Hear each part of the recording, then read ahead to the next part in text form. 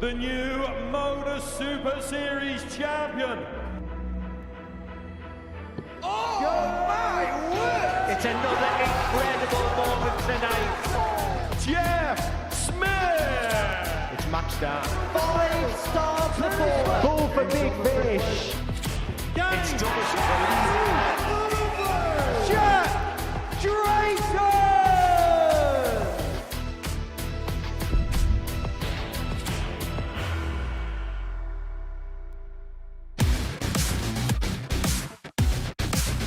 Usher add to the collection.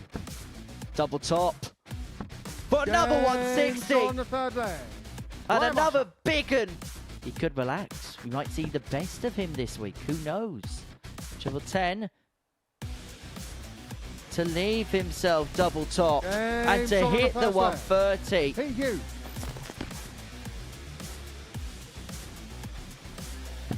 He could be stopped. That's how. Gurnie. The 129. Triple 20 for the bull. Bull it is. Oh, that's a big break. That's a big finish. Because this might be the moment all is sealed. The fate of Alex Small is sealed. And qualification is sealed for Mrs. Whitlock and Taylor. And he does so with a bit of a fanfare. So here we go again. It is night one of Group B from the live lounger into the third week of competition in this Series 14. And it is brewing up quite nicely here as we head towards some summertime madness on the south coast. Where we've got wizardry ×2 tonight. We've got two wizards in one group. Simon Whitlock and Colin Osborne, two of the players that are going to be duking it out on this Thursday evening. There might be two wizards, but there's only one asset. That is Paul Nicholson. He joins us here in the studio. And you look at this group tonight, you look at the players on show, and you look at the way they go about their business. Expect fast, furious, and sometimes a little bit of bonkers stuff. Yeah, I think there's a lot of ingredients in this group which we can be very excited about. A lot of experience too. It's not necessarily coming from Whitlock because he's only played here for the last 18 months or so. But with Osborne, we're talking about one of the all-time greats in this building and someone who's been very close to winning a series. There are still things for him to achieve, and I think that's the main reason why he's back here. Well, this afternoon we saw Aidan Kirk justify his 4-7 favourites tag with the bookmakers to win Group C by winning all 5 of his matches. And let's be honest, he was in a league of his own in that group. Yeah, it felt like a couple of games that he played, he averaged in the 90s, and other people were really struggling to keep pace with him when he was doing that kind of stuff. And when he spoke to you at the end of the day, when he did get 10 points from a possible 10, he was saying that he wasn't even that pleased with how he played all day long. So the possibilities by the end of the week are so much in front of him. He should be very buoyed by the fact that he didn't play his best today, but he still won 5 out of 5. But Richard McKee was the best of the rest, picking up 4 wins out of 5 and a lot of 4-3 scorelines in amongst it. That will come to its culmination up to the boil from 1 o'clock tomorrow afternoon on Pluto TV. But in terms of what we've seen so far this week, the tournament bracket breaks down like this. Henry Coates won Group A on Wednesday afternoon. Tonight, Pete Hughes and Graham Usher go again in their second group of the week in Group B. Colin Osborne and Lewis Gurnie joining the action, as well as Simon Whitlock, somebody who, at the end of 2025, won the ANZ Premier League. He took Connor Scott all the way at the World Championship, won the Seniors League week that we had here at the beginning of 2026, but we haven't seen too much of him since. No, not a great deal. He's been focusing on a lot of local action because he lives in this kind of vicinity and has done for the last 15 years. He's got a lot of friends in this area. But after winning the Senior Showdown, I was quite surprised that he didn't dip his toe into some other things. But I do believe, now that we're in the middle of May, I think his preparation for the end of the year starts here. In boxing, traditionally, if you've got a big fight coming up, you get 6 to 8 weeks of mental and physical prep for a big fight. I think what his biggest ambition for the year is not only to win a weekly title here and possibly have a tilt at a series, but it is to defend that ANZ Premier League. That's going to be a little bit earlier this year, and I think his preparation starts now. Well, he's favoured with the bookies, but there's a lot to unpick with this, isn't there? Yes, there is, because Usher has someone who's won 3 weekly titles. Pete Hughes at 4-1, I think, is a bit of a surprise package this week. I think at 4-1, based on what we've seen from him, is pretty valuable.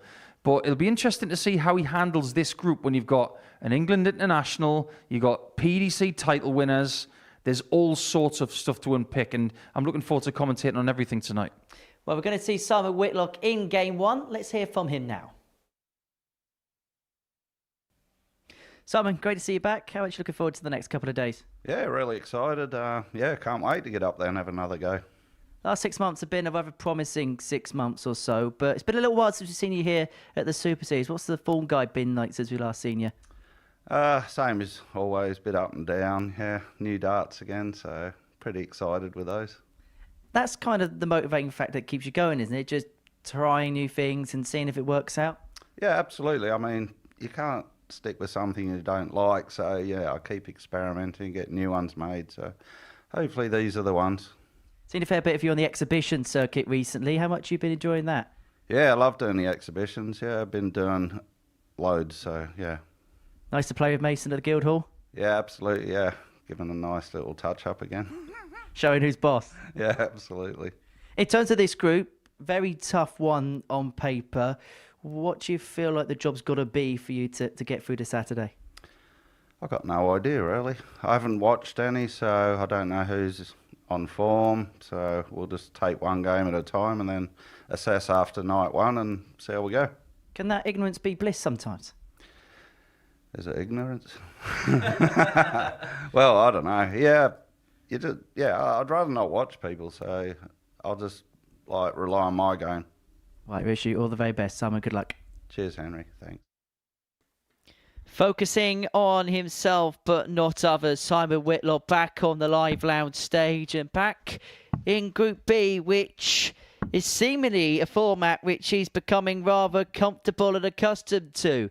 And he kicks off his campaign with a meeting against Graham Usher, the gambler, who in Group A finished third following a card completion on the final day's worth of action, was quietly brewing up on Monday and Tuesday, but it never felt like he really got into a flow. That was more the case on Wednesday. As for Simon Whitlock, he won the Senior Showdown, which was the first week that we had here since the turn of the year. Up against Graham Usher, the 52-year-old from Scarborough, Series 1 runner-up. Lost to Conan Whitehead in the final.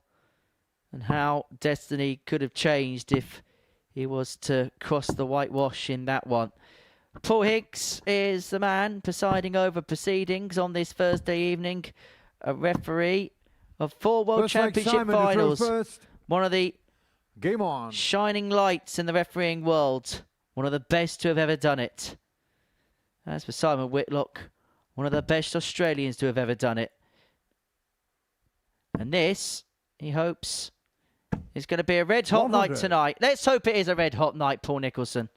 It's going to be quick, that's for sure. When Graham's around, things happen fast. 85. So sit yourself down, enjoy what's about to come. 10 games of best of 7, all the way through to about 1:30 in the morning local time. And wherever you're watching from, just 95. Sit back and enjoy it, because this could deliver all sorts this evening. So much experience on this stage. Pre-tour card, 48. Post-tour card for the gambler.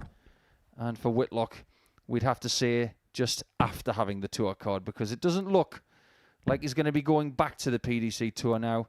This might be his home until he decides to put the darts down for good. Well, he spoke to us at the beginning of the year, didn't he? And he said that that lifestyle, as much as he enjoyed it for as long as he was on tour, but at his age, it's just not for him anymore. As he looks at 132 to take the lead, and he can go upstairs because Graham Usher hasn't got out the traps as of yet.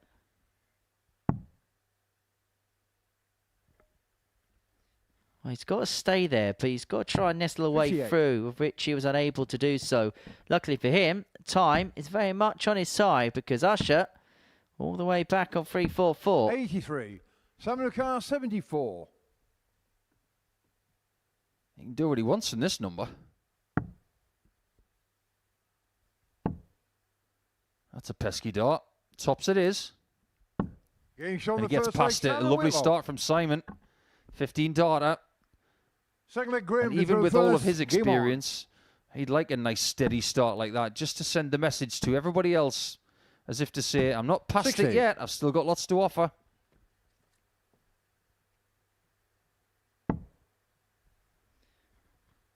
I'm always curious to see what he's using. 80. Over the last few years, he's gone from set to set, and he tends to stick with a set of 100. darts for a brief period. It's not as if he's going to change day to day, but it might be every couple of months. He's always looking for something. 43.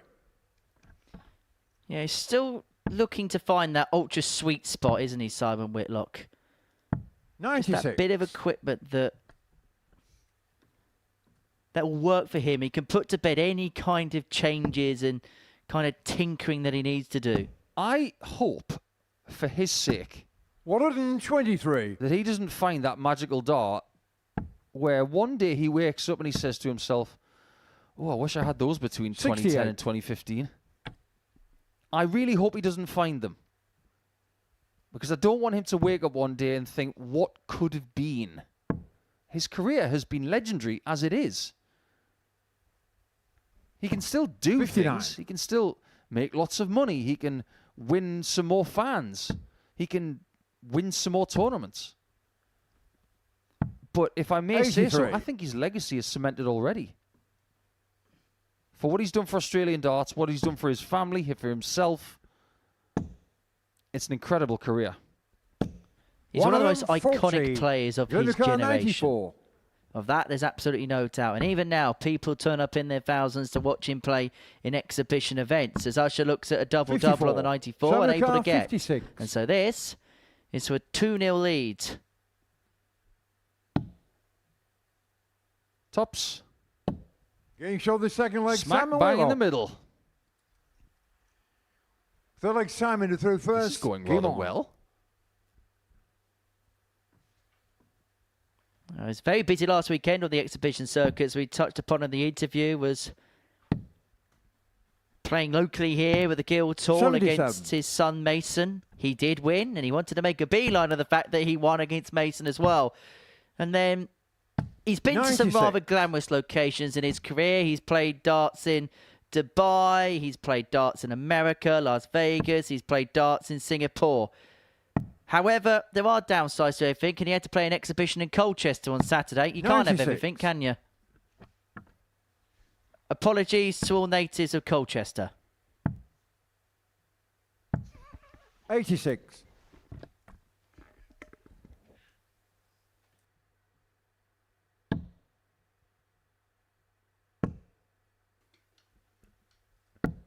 $94.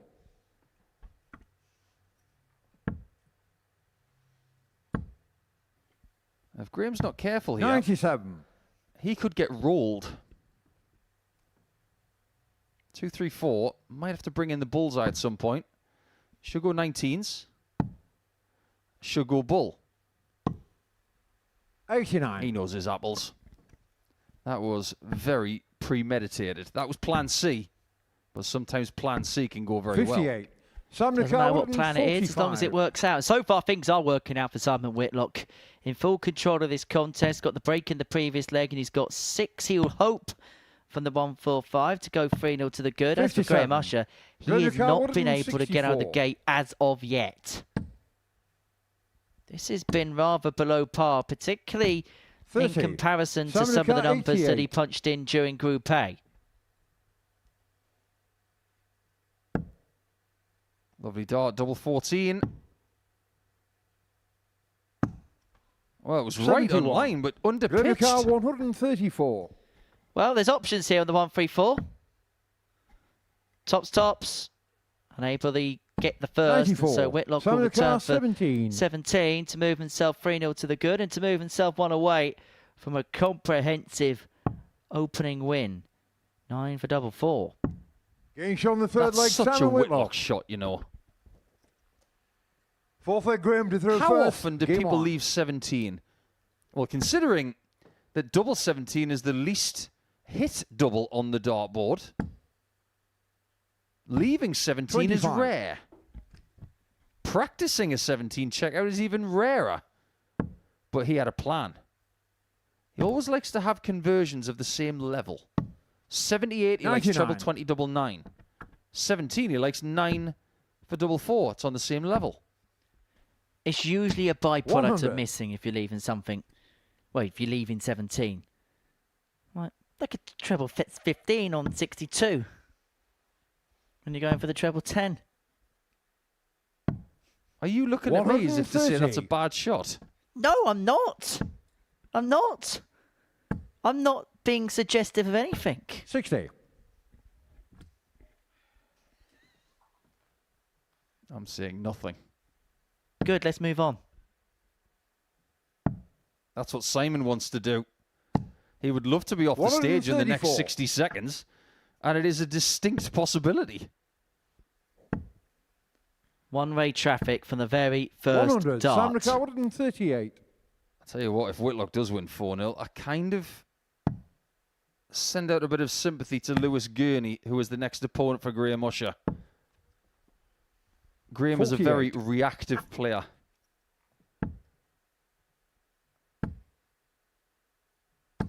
$100. Sam Ricard Chance 90. to win to nil to get off to the best possible start. And this is for the favourite to be on 2 points with a +4 leg difference after match 1. Bullseye for the match and bullseye for the win. 65. Oh, just Graham clips Ricard low. 116. Line and length spot on. Graham Usher's had one dart at a double all game. He's going to get another one off the 76. back of the Sam 116. Ricard He 25. doesn't find it, and as a consequence, it should be curtains from here. Whitlock, who's 3 from 6 in terms of his finishing in this game, has got 2 in his hand at double Game 8, shot on the match, of Simon which he only needs the one. A 4-0 victory for Simon Whitlock gets the night's action underway.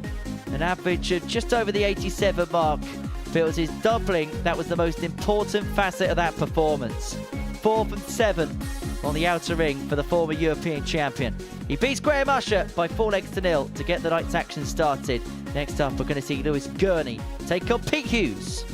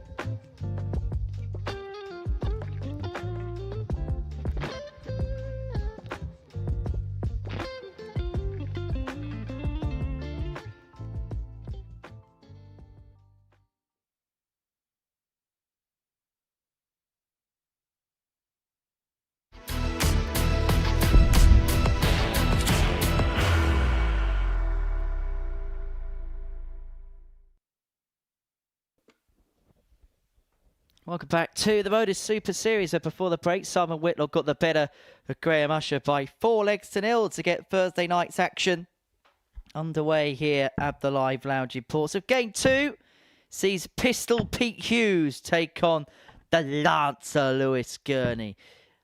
Lewis, 24 years of age, called the Lancer because he's from Lancing. You can see where the apple fell from that particular tree. Up against Pete Hughes, the 38-year-old from the Midlands, making his debut in this competition. And his brother-in-law is a certain Graham Hall, former weekly winner here. The reigning Tour Champione is G-Man. And if they are sharing practice sessions together, well, it's been productive for both because we know how good Graham is. And Pete Hughes this week has plonked in some decent stuff. Taking on Lewis Gurnie, who represented England recently at the British Home Internationals. 59. I've seen him make finals nights in the past. But in this group, the bookmakers have him as the outsider. He'll be hoping to prove them wrong tonight and tomorrow. One thing's for sure, this game is not going to take very long. But then again, every player in this group is rather swift. You might see that Pistol Pete 97 is using an old Simon Whitlock dart, as did Connor Scott in the earlier 59. part of his career before he got his own made. These darts weren't out that long, maybe 2 or 3 years. 84. It's not like James Wade's darts that have been out for 20. Yeah, that's the darting equivalent of buying Copper Mundial boots. 137. Sam Mulliner would have got that. Sorry, I've been blinded by Pete's shirt. 42. Okay. I'm guessing there's a little bit of a Midlands theme there with the colours. 86. Looks like there's a great deal of things going on there. Lightning strikes. The same kind of 41. hallmarks as a Denmark international shirt. And a little bit of 52. action that you would get from a bullet as well. There's a lot going on there.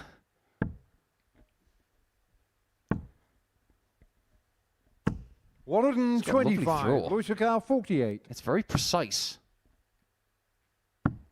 But who takes the lead? 32. It might Peter not be Carr, Lewis. 65. Opportunity spurt for the young man from Lancing, and so Hughes has got a perfect guide on top. Should be able to nestle that 45. just underneath. Lewis Car 16. Drops low, and so Gurney will get a second stab. Getting shot the first And leg, didn't Lewis need a Gurney. second invitation to the party. 1-0, the young man leads. Second leg, Pete to throw first. Game on. What is a lancer? I have got absolutely no idea. He can't have his nickname just because of 97. where he's from. That's not very imaginative, is it? Yeah, but it's better than Lou 95. Dog or Gurney or something like that. Did you just make that up in your own mind? Yes, I did. thought you did. I should think before I speak 46. next time.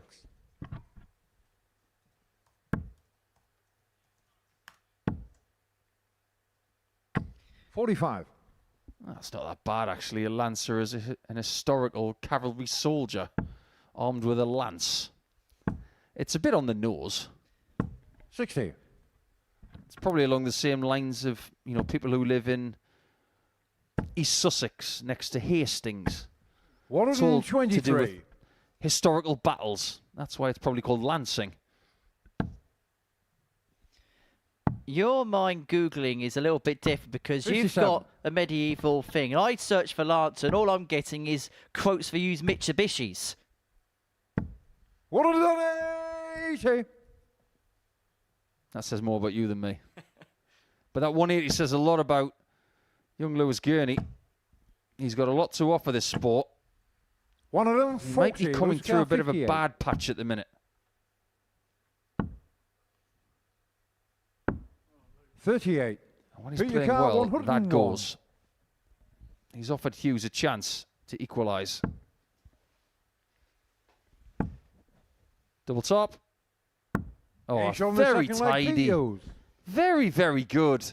And let's face Good it, leg hands loose in to the air, first. everybody who's Game watched on Pluto TV this week. Who knew anything about Pete Hughes this week before he turned up? Not many. But now you know a little bit more, don't you? And that's what this place is all about. Unearthing new talent. I said to Scott Mitchell when we were on commentary on Monday, Tuesday and Wednesday that there's a 135. similar feeling about Pete Hughes to that which we had about Carl Wilson when he emerged onto the scene. 59. Good player, has good results on the ADC, came here, made an instant mark. He'd be the type of player, Pete Hughes, I wouldn't be surprised, gets an invite back into 125. maybe a Group C in the next series or the series after. And maybe somebody that we see in a regular, at those types of points in the week. It wouldn't 82. surprise me in the slightest. We've seen the likes of Carl Wilson head in that direction. Richard McKee, an example of that, and he won a week as well. 100. Certainly not rolling over and getting his belly tickled this week, is he? If Pete Hughes 140. was on the floor, 141. there's only one word that precedes that, and that's timber. Because he's big. 55. Lucica 40. 13 data, possibly.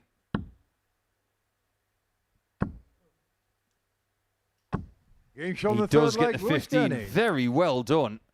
Maybe that marker dart was a little Fourth leg, Pete flat, to throw first. but he was Game on. able to use it eventually. Who is the tallest player to play here? Because it's probably going to be, I'd say a foot race, but a head race between Jimmy Van Schie and Cord Decker. 28. My instinct is Cordecker. I think he's 6'10", isn't he? He's big. Oh, he's very big. Yeah, seeing him play against 41. Mikuru Suzuki is not an optical illusion. Genuinely brilliant, that game. Someone who's 5 foot, if that, 92. and then someone who's closer to 7 feet. I'm surprised that camera, you see that camera there where Lewis Gurney's throwing the darts? I'm surprised 85. that didn't conk out the way it had to go down and up and down and up and down and up during that game. You might not know this, but when the 135. European Tour production company was putting their stage together once, they had to do something extra special for a 97. gentleman named Vincent Camphouse. He's close to 6'10", because his head nearly hit the camera. 70. That's a really good recovery dart there from Pete. Oh, once upon a time, Jimmy Van Schie, I think it was the first time he was on the Pro 100. Tour. His head was cut off. And no, there was no Henry VIII type guillotine treatment. 60. There's an opening here for Gurney. I do get the feeling that that left foot really 98. does have Beat to your car, stay rooted. 116. He's tipping a bit too much. For another ton topper. The 101 won him his first 96. leg. The What was your car? 116 is going to 80. win him a second. Double 10. Now double 5. Game And shot on the fourth Gurney leg, has Lewis a break, which puts it 3-1 to the good. And as Big leg Lewis quickly to as third Pete first. Hughes could have levelled Game up on. at 2 apiece, Lewis Gurney has the darts in his hand to win this game 4-1 and win it with an air of comprehensiveness. 140.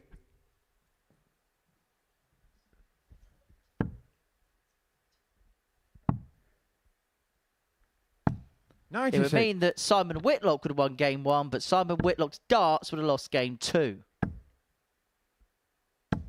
140. Yeah, this is not the kind of sport where everybody's got to use the same kit.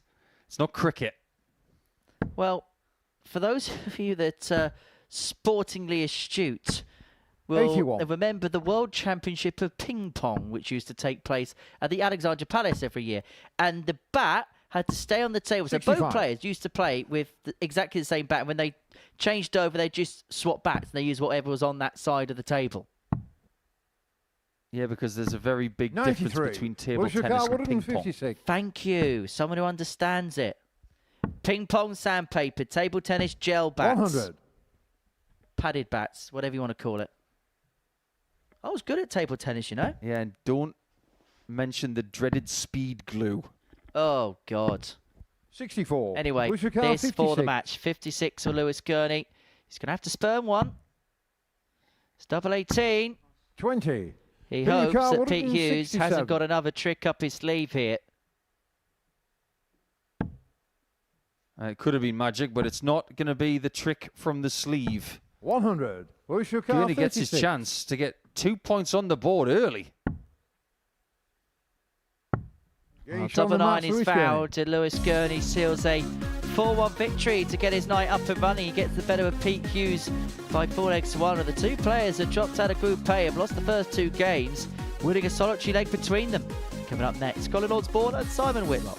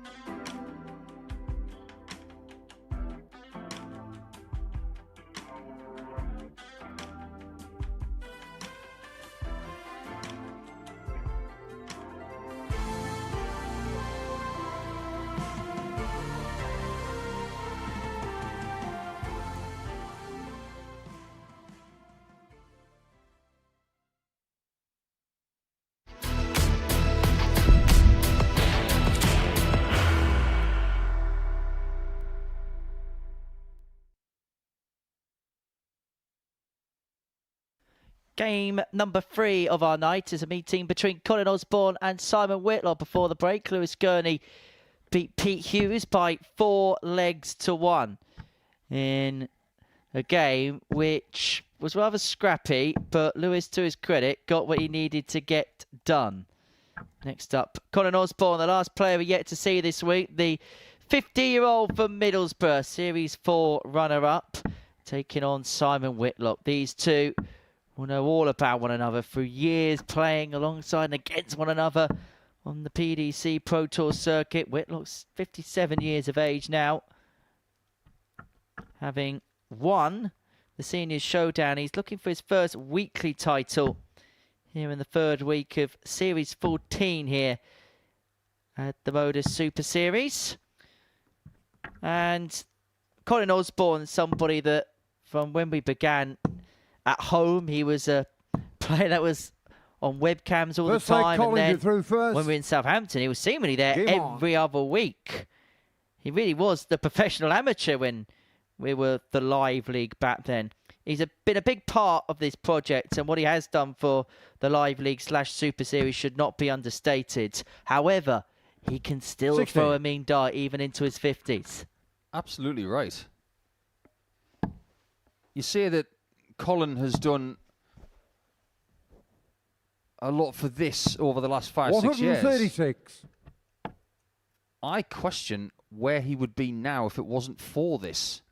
Because the amount that he was playing, the regularity that he was allowed to play with at the start of this project, 70. It allowed him to have a goal. And he was successful. And he's remained a success ever since. 57. But as this project has become more international, it has really got more difficult. He was there in the littler days, making the series final in Series 4. He did extremely well that night 83. to make that final. He only just got through his group. Remember that? So, what's left to do? When people get to the age of 50 or beyond, we have to ask that 86. question. What else do you want to accomplish? I think when he wakes up in the morning, Osborne's not thinking about winning a world championship. He's thinking about, at this level, what have I been close to getting, but 60. I haven't got? And that is a series here. And in order to have a chance at that, he's got to win another week. Yeah, lost in the Series 4 final to Luke Littler. 96. And that really would have been the climbing of the mountain, the ascension to the summit.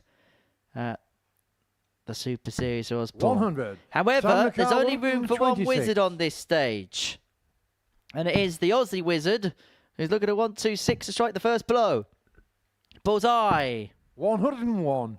Colin McCarr, 128. Was zooming in on the target, but unable to find a way through. Could be bull for Aussie. This Aussie. Not going to be bull anymore. It's not going to be a darted double. 88. Simon It's McCarr, probably 25. easier to call them Colin and Simon. Yes. 2-8 to Simon. Game show the first 2-8 leg, to Simon Simon. Whitlock. This is going rather well. like He won his Simon is first the game first 4 legs game to on. 0 against someone from the north of England. And now he's up against somebody else from the north of England. And he's already got a break of throw on the bank. There's a really interesting 59. head-to-head record between these two outside of the Modus Super Series. Because they played 13 times. When they'd played 5 times, it was 3-2 95. Whitlock. Including their first meeting, which was at the World Championship in 2010. That's where Simon made the final. He beat Colin by 3-1. 41. In what was pitted at the time as a nickname battle, because they were both the wizard, and whoever won the game would have the nickname for good. Since then, 45. when it was 3-2 to Whitlock, after the Grand Slam of Darts in 2010, Whitlock's won them all. He's won 140. the last 8 meetings, dating back 16 years. Unless they've met in some competition locally, which we don't know about. 87. That is rather comprehensively having somebody's number. Saw Colin earlier on this evening when he walked through the door. He's always got a great big beaming smile on his face. 91. Always greets you with a charm and a pat on the back. And I said, how are you, Colin? I'm here, I'm awake, and I get to see another day. That just sums Colin's attitude to life up. 59. Simon the car 170. He's always been that way. He's always been positive. He's never been a negative influence in any way, shape or form. In the 17 90. years I've known him, he's always been the same and he will never change. There's a lot of members of staff that when the tournament was in Southampton, Colin was here a lot. And you know what? He became a great friend to everybody's because he really mucked into the 139. spirit Simon's of got what 80. this was all about.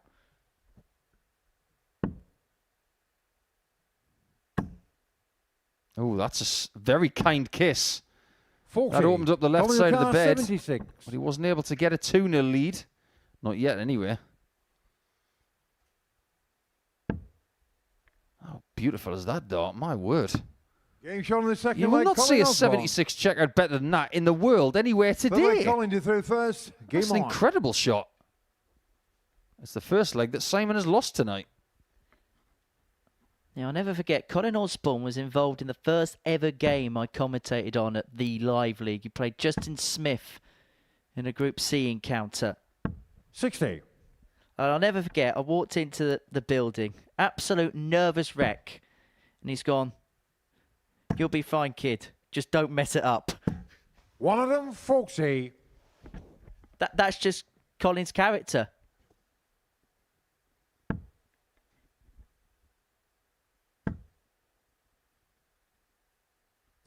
I 81. say this every time he comes to the Modus Super Series.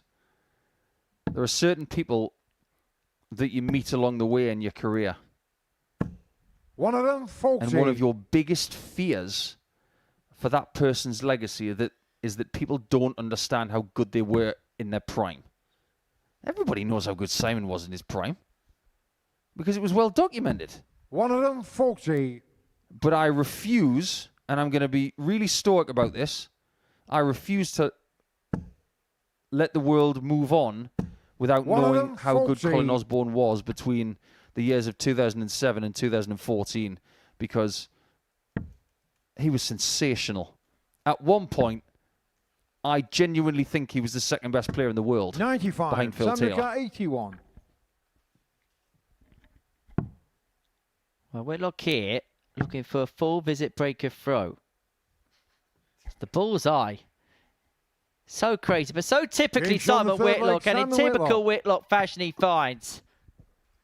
Fourth leg Simon who threw first. Is he joining Game the on. double 15 group? Because that's what it was all about. 51-30. Again, two targets that are very close in the same height. So it makes 69. sense if you know enough about Simon. But what is it about double 15 in the last 18 months? It's become the most fashionable double in the world.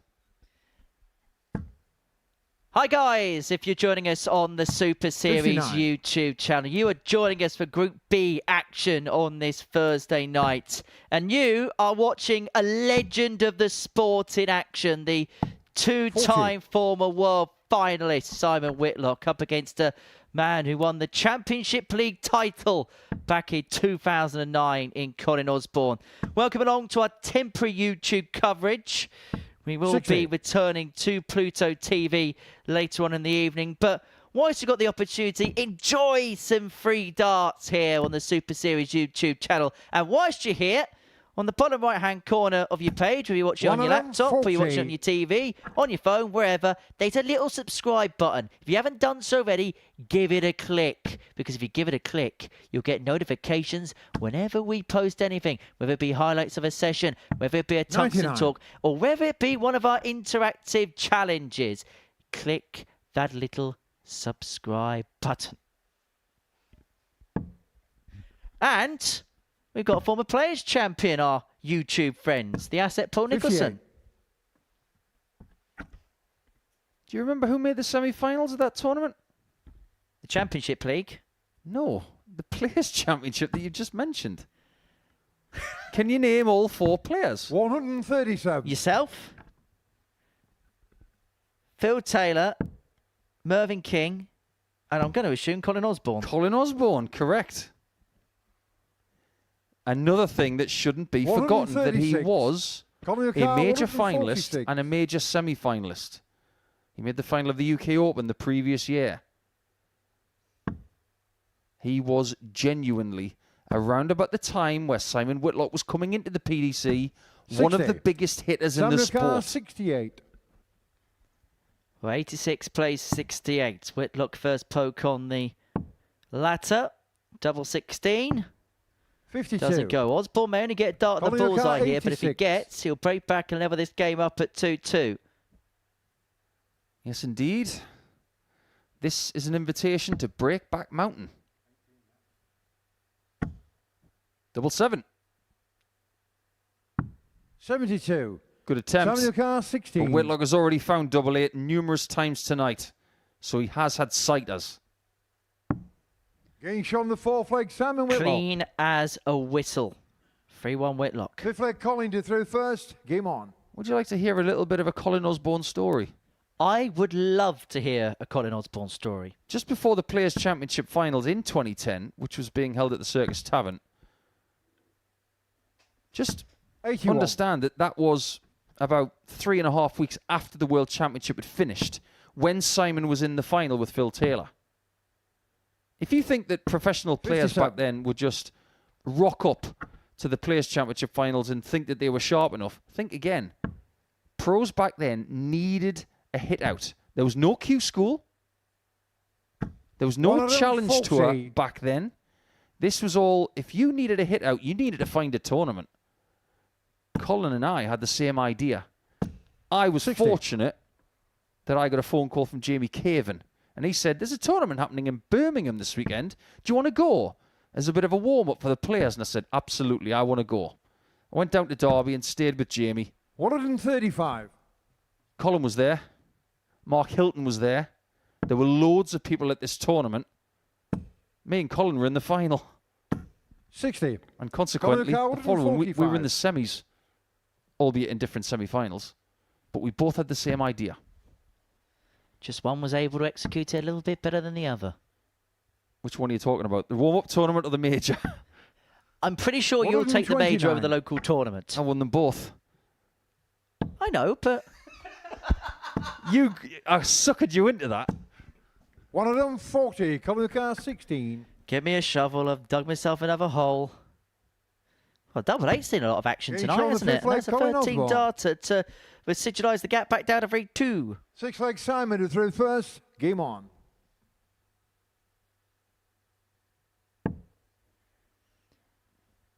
Yeah, people don't do that as much these days, you know. They 59. don't seek out tournaments as warm-up events because the climate of modern-day darts is different, especially domestically. If you're warming up for a Worlds, 137. people tend to go behind closed doors and practice with another player. They don't tend to do it in tournaments anymore. 97. But that's where Simon comes in, because he does play locally. And he does play local tournaments weekly, because he likes it that way. 137. In a funny sort of way, he's probably made more friends from the 83. local darts scene in Hampshire and the south coast of England than he ever did in Australia. It's really weird. And it's got to be something to do with proximity. Because people travel in this country for 60. darts tournaments maybe 40 miles tops. In Australia, people were traveling 3 hours just to get to local 134. Super League. Colin Carr, 167.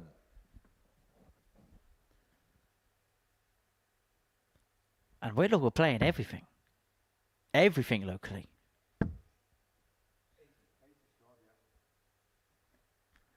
Whether it be Southampton, whether it be Portsmouth. If there was a local open in my back garden, you'd probably end up playing in Simon it. Carr, 128. You put it on, he'll be there. I'll have to find a board first. Anyway, 2-20 for the bull. Bullseye for back-to-back wins. 93. Well, that skewed off to the Colin right Carr, somewhat, didn't it? 36. He's had a chance. He might not get another one. This has got to go, Colin.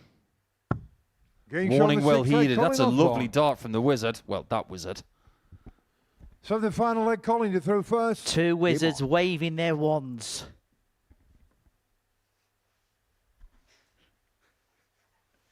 But who has got the magic touch? 94.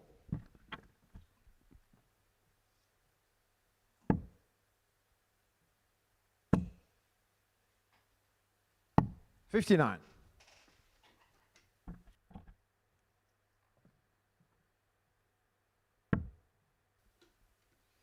Who can pull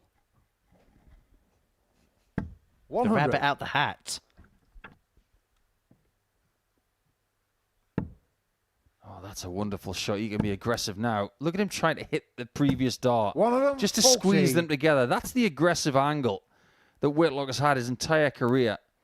Earlier this afternoon, we had Adam Smith-Neil trying something new with his darts, trying to stack them on top of each 59. other and to throw them softer.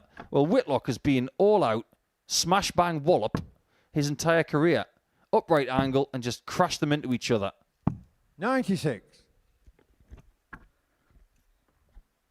Osborne with the throw with the slightest of advantages, but he has to hit and has to hit big. That 5 makes life awkward. Now he needs a treble of any description. 85. He still isn't going to leave a finish.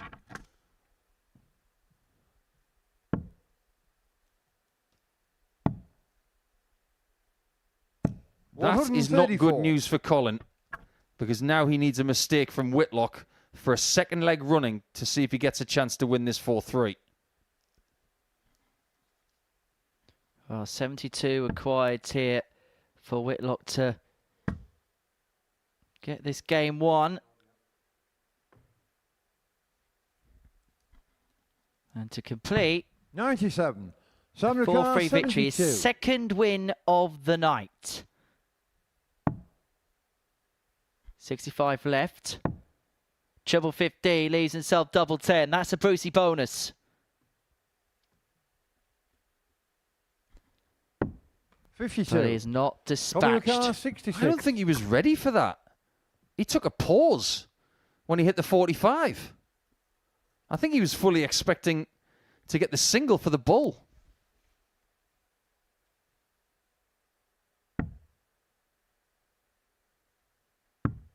Oh, he hasn't got the single. The one 26. critical error he could not 20. make there was miss the 14, and he did. And it might just cost him the fixture. Because Simon Whitlock looked at double 10 to get this done. It's that close. It's awkward. That close. It made life so difficult for him. He could barely see that double 10. And he can't believe he's just handed this game to Osborne on a plate. The game had it on a plate. 20. But Osborne cannot dish up. 20. They've been blocking their own path to the double. Osborne's just done it with his flat angle of attack, and he couldn't find tops. Whitlock tries something else. He's trying to open up the bed with the dart. And it's worked perfectly. Whitlock won his first game of the night by 4-0. That one was just a bit more arduous. His run of beating Osborne continues. And from what we can tell, Osborne will have to wait until Friday night to get his first win against Whitlock for 16 years.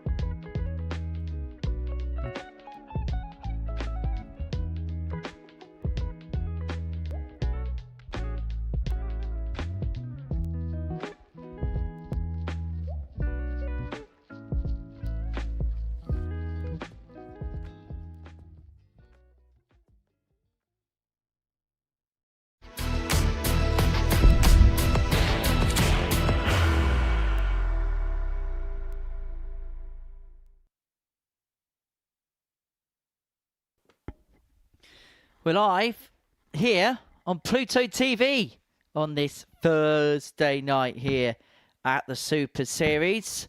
Simon Whitlock got the better of Colin Osborne by 4 legs to 3 before the break to make it 2 wins out of 2 for the night. A superb start to proceedings for the 2-time former World Championship finalist. And now we see Graham Usher and Lewis Gurnie go head-to-head. Usher defeated 4-0 to Whitlock in his opener, whilst Lewis Gurnie Let's let Graham do through first. put his campaign up and running with a Game decent enough performance in a 4-1 win against Pete Hughes, averaged just underneath the 86 mark. 4 from 13 on the 60. double. So that could do maybe with a touch of improvement, but if the truth be told, was never really pushed properly in that game against Pistol Pete. 85.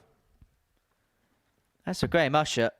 If we're going to be completely honest, as we are 62. here in the commentary gantry, didn't get out the gate, did he, in the opener?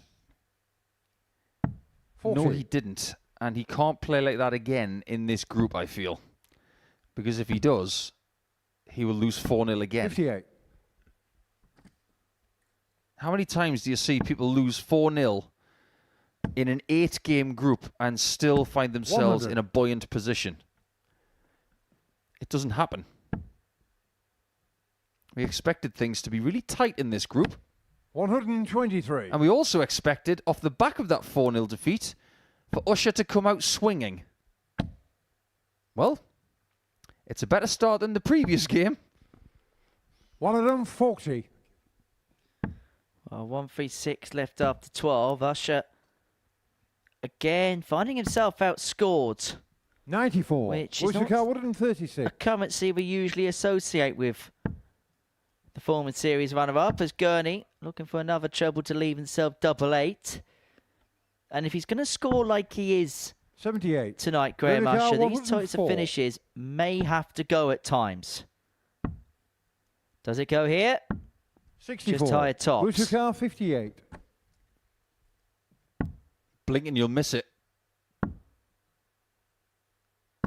Getting shot the He first didn't leg, miss Lewis that. Gurney. And he's off to a very good start, is Lewis Second leg, Gurney. Lewis to throw first. Game on. Solid start for the Lancer. That's a Graham Usher. 5 legs played, 5 legs lost tonight. I've got a question for you, Mr. Deacon. Far 100. away. Because we come from different generations of this sport. In the late 90s and the early 140. 2000s, if you went around the county circuit and you came across an England international, 96. you might be in the vicinity of 1, possibly 2 England internationals in that county fixture. 45. You wouldn't believe the kind of gravity that would surround that person. People would speak about them in whispers. Oh, What such are and such is playing for they England at the minute. They're going to put on that red and white shirt. They might even have to wear red trousers. 76. Worcester Car Do 125. people like Lewis Gurney have that kind of gravity? I think the sport's changed, hasn't it, to a 93. certain respect. And I think different things have different weights attached. Now, the pride of playing for your country, that will never, ever change. 140. But I Worcester Car think because 52. different things maybe now take priority, different people get different aura in different ways. Now, how on earth does he find this? How? No score. Grimmy Car 100. Not a chance. There is a chance. 60. Worcester Could Car be 32. 2-0 to the good. Could be 2-0 not to the good. Getting Right shot in the second leg, bottom Lewis corner, Gurney. and things are very much going in the Third leg, direction Graham of to Lewis throw Gurney first. so Game far. on. That 4-1 victory against Hughes has given him some confidence. 140. Now the stat is 6 legs played, 6 legs lost 60. for Graham Usher tonight. He was feeling rather relaxed coming into this evening, but I'm sure that 100. feeling of relaxation has gone by the by now. I wonder if you're curious as to why I asked you that 85. question. Because Please do. it's all about being selected for your country is an incredibly esteemed honour. 140. And it should never, ever be taken for granted. I remember bumping into Callum Francis, who was a dart player from this region of England 40. recently. And I don't even know the guy. I just said, congratulations on getting capped for your country. And I looked him right in the eye when he said that. 85. And he took it like a surprise. Everybody should be really proud of being capped 100. by their country. 36. I mean, if Graham were to make the England team, it would be a big thing for him. On the third leg, But it's his Graham first leg of the Usher. night. And it's a 13-darter. Fourth Flash leg, of Lewis brilliance to throw from the first. gambler. Game on. Now, here's my reasoning for asking you. 60. I go back 25 years, and I remember reading Darts World magazine and looking at the England team that had been 60. announced. I'm going to give you some of the names for the England team in 2001. John Boy Walton, 60. Kevin Painter, Steve Coote, who is winning again right now in the Bolton area. 140. Martin Adams, Alan Warner Little, Mervyn King, 140. Dennis Ovens, Steve Beaton, Andy Fordham, Wayne Mardle, and Tony O'Shea. Do you get my point? That's a team. 100. That's not a team. That's a who's who of the cream of the crop for England darts in history. And they all 60. played in the same team.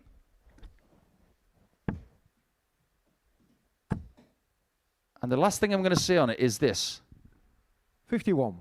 Lewis Gurnie wasn't even alive when that team was assembled.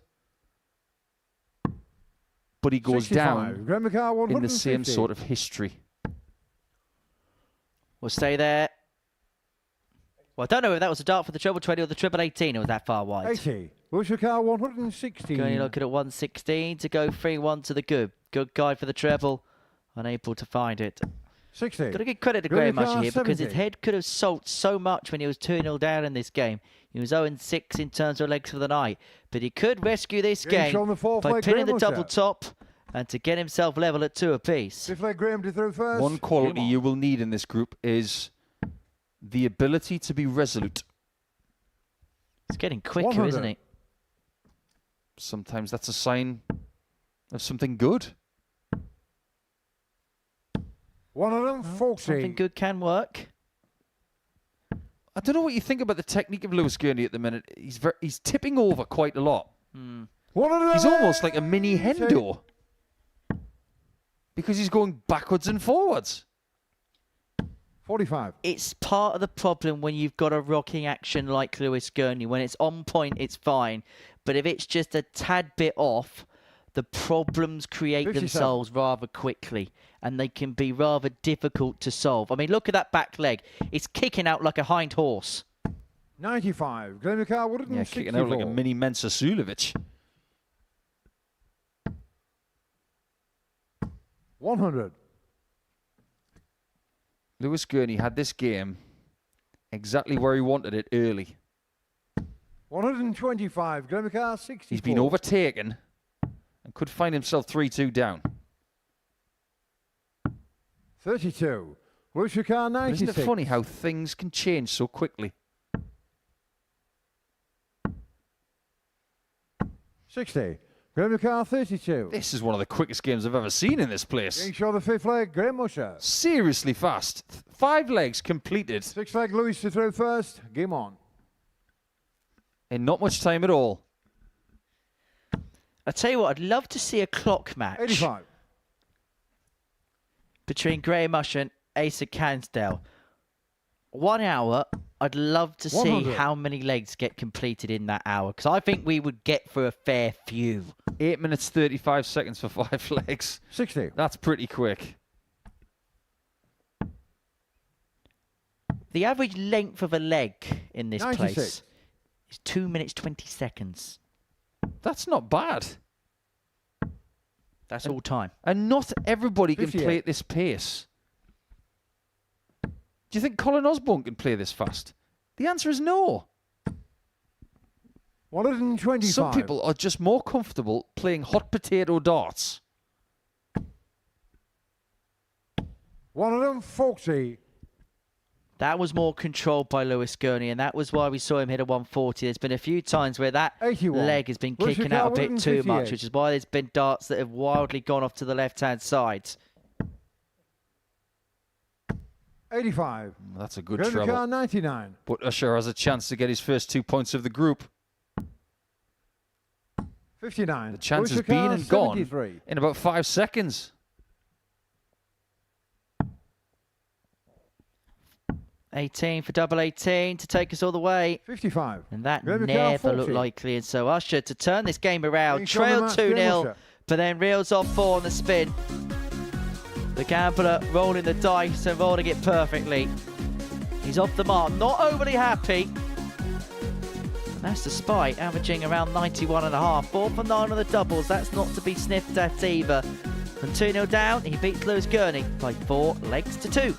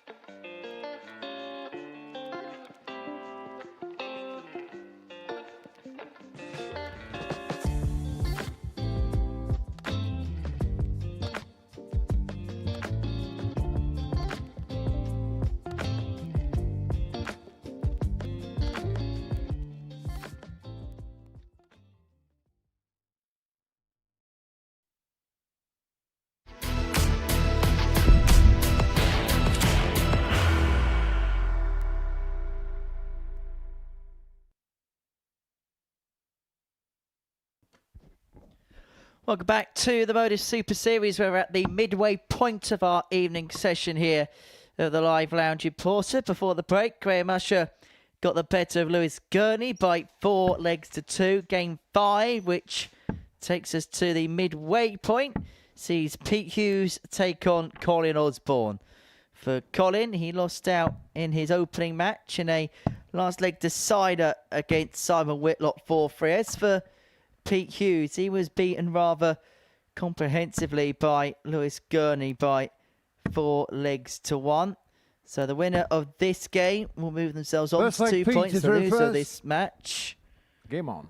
will find themselves as the only player not to pick up a point tonight as we reach the halfway stage of the evening's proceedings. Well, the assets alongside me once again. And I just wonder what we're going to see from this game. It could be an intriguing one.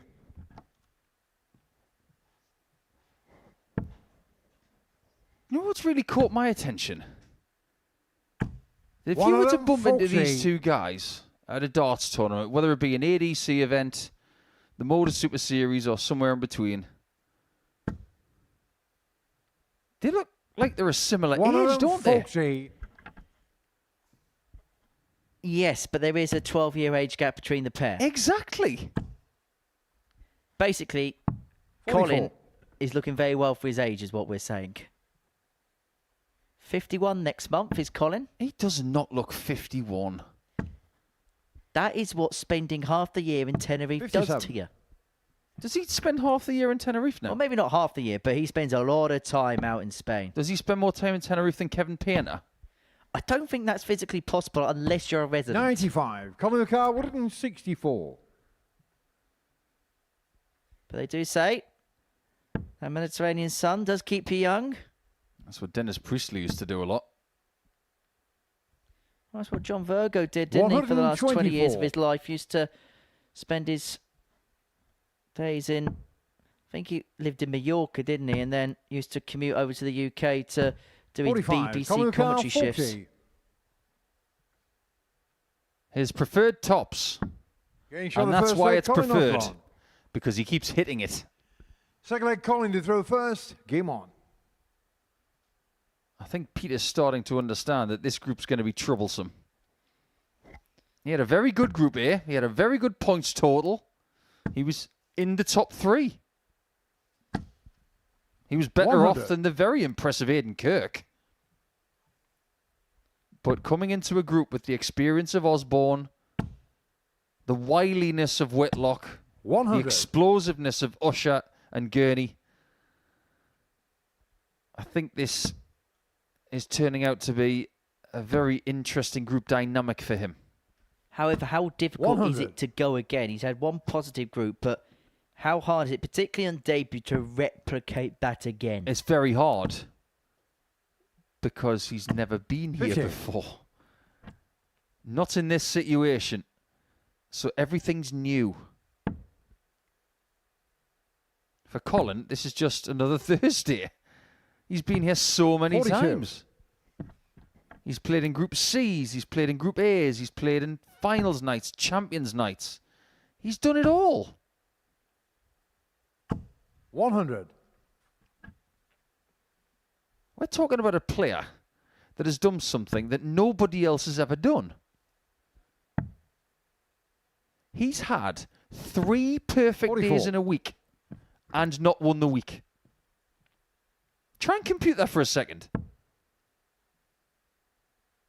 3 perfect days. 3 days where he's 55. not been defeated and he still did not win the week. That's brutal. Just sums up how cool a mistress this competition can be at times. 99. Well, leaves himself on 116 when he comes back. This has been left a few times tonight.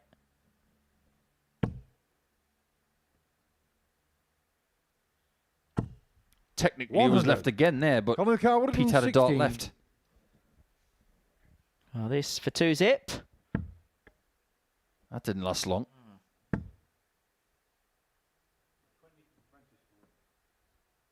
Still wants that treble 20.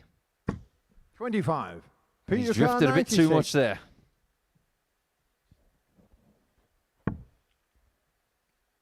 It's contagious. Drifting to the left 24. on 5 of Colin the last McCarr, 6 91. darts. 91 for Osborne to make it 2-zip. And he's going to get 2 darts in his hand, a double top. Getting shown the second leg Of coming which he Osborne. makes no mistake. 2-0 Osborne. And for Pete Philip Hughes, Peach what through was so first. positive in Game Group on. A is just beginning to become a bit sour now.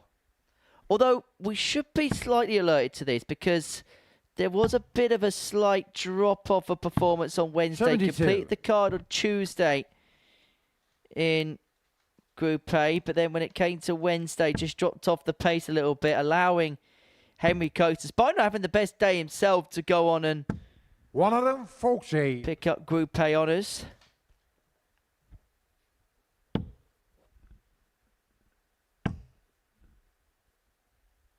$100.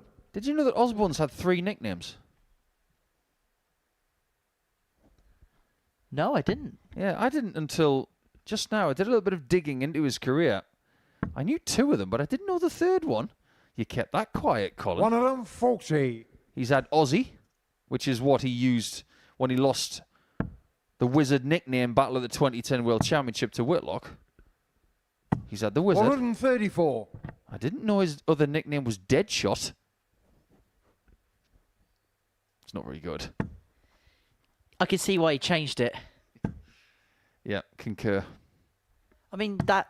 57. Do you know what? I'm not even going to give it the time of day. It's that bad. Well, I suppose we all think of things when we're younger that we live to regret, and I'm sure for Colin Osborne that was one of them. As Pete Hughes piles in a 171 to leave himself at 24. 64. Now, if Colin were to take this out, this would be cruel in the best possible way.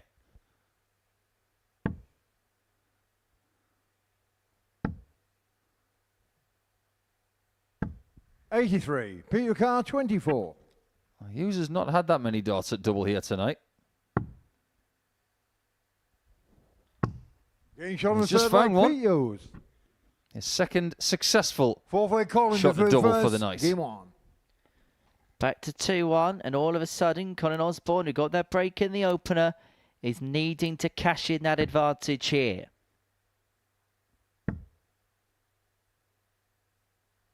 $80. I genuinely can't take my eyes off that dart shirt. There's just so much going on.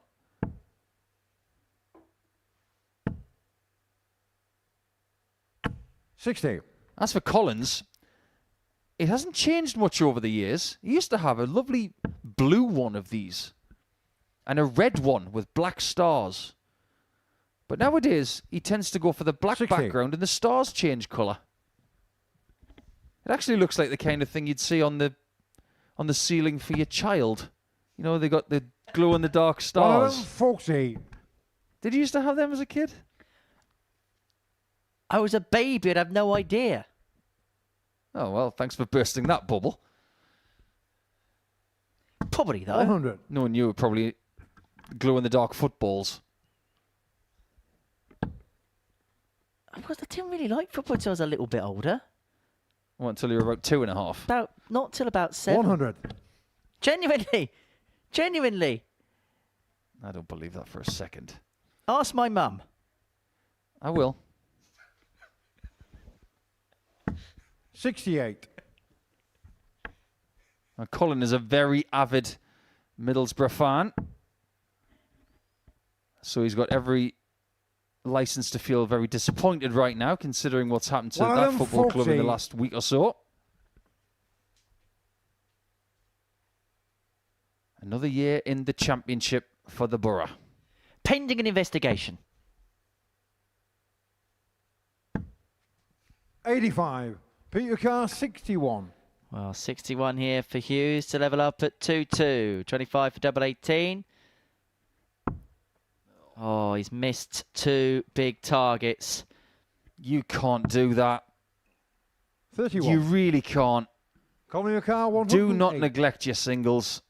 And if you miss one, be prepared to pay the price. Tops. Is the price right?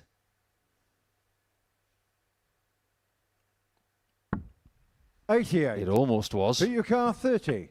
And so this double 15 to square the game up at 2 apiece. May have to float this over the top.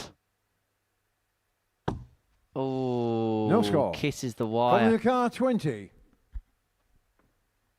However, a miss is as good as a mile. And so Osborne looking at double 10 for a two-leg Gage on the buffer. fourth leg, Colin And a Osborne. two-leg buffer he duly gets. Fifth leg, Pete is through first. Game Multiple on. mistakes from Pistol Pete. Yeah, it's fair to say that Pistol Pete isn't firing in all cylinders. He's firing blanks at the minute. 1 from 5 in terms of his finishing. 180. I'm sure you know the answer to this question. But in sport, who was Pistol Pete? 100. Basketball player. Back in the 1980s. That would be a no. Well, that was what we did on a Google segment the other day. You've missed an open goal. Go on. Pete Sampras. 60. Oh, yes!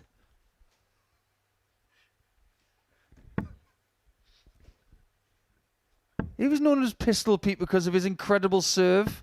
60. Because when he was around against Agassi and Ivanisevic and all of those lads, his serve was unbelievable. It was like a gun was going off. Incredible player he was. Slightly before I was born, but good 66. player. I don't know if you've read Andre Agassi's book, by the way, No. but it's really interesting what he says about Pete Sampras. He says he's actually not that good. And after all of those titles that he won as well. 140. But he never won at Roland Garros. No. Well, mind you, Roger Federer only won it once. Only once. Andre Agassi only won 97. once there too. Mind you, there was a massive Rafael Nadal size hole to fill at Philippe Chatrier in those times. I'm surprised Colin's not a world-class tennis player. He's world-class at pretty much everything else he does. 95. Swing a good Peter golf Carr, club. 98. He can swing a good yo-yo. And yes, I'm being literal. How's this? Game show on the Oh, fifth that leg, is a Pete wonderful Hughes. checkout from Pistol Pete. That's an ace. Sixth leg, Colin to through first. Game on. And so Osborne, we have an opportunity here to win this match on serve. 96. You ever seen any dart players play tennis? No, but I have seen a dart referee play tennis, and that name being Charlie Korstefin. 57. He can play, apparently. He's meant to be a tidy player. Yeah, Simon Whitlock can play tennis too. At least he used to be, anyway. Used to be pretty good. Had a few rallies with him back in 2015 in Melbourne on an outside court when it was about 99. 50 degrees. And he's a lot fitter than people gave him credit for, you know. He was really good with a bat in his hand, whether it be table tennis or 43. big boy tennis. Very, very good athlete. Yeah, Charlie Korstefin, a man of many talents. Good tennis player. Very good runner. 58. Yeah, did an excellent job last Sunday at the Leeds Marathon, didn't he, by raising so much money for charity. Very well done, Charlie. He runs so much, we have to call him Forrest Gump these days. 83.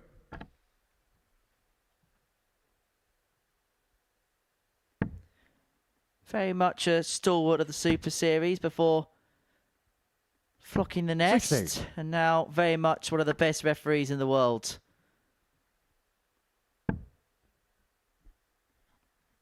He was a big part of our team, was Charles, and he 44. was very good behind the scenes. He was a great character, great personality, and we miss him dearly. Loved his carbonara as well. I'm not forgiving him for that. 140. I don't think Pete Hughes is going to forgive Osborne anytime soon for this. This is going rather well for this wizard. 100. Colin Carr, 48. This might be his best chance of getting this finished. Averaging nearly 92. Yeah, it's been a really productive performance from Colin Osborne to put the wrap on it. 16. 16 has been missed a couple of times. Do you think that he went for that 16? Because I don't. But he's usually a tops man, isn't he? So I think that was a bit of a mistray. 98. Better to have double 16 than not Colin Carr, 32. having a shot at double.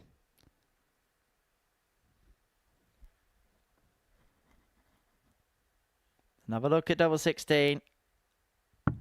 And Okay, this show the time, match, Colin Osborne Osborne. gets, and he gets himself off the mark. Work for Pete Hughes to do.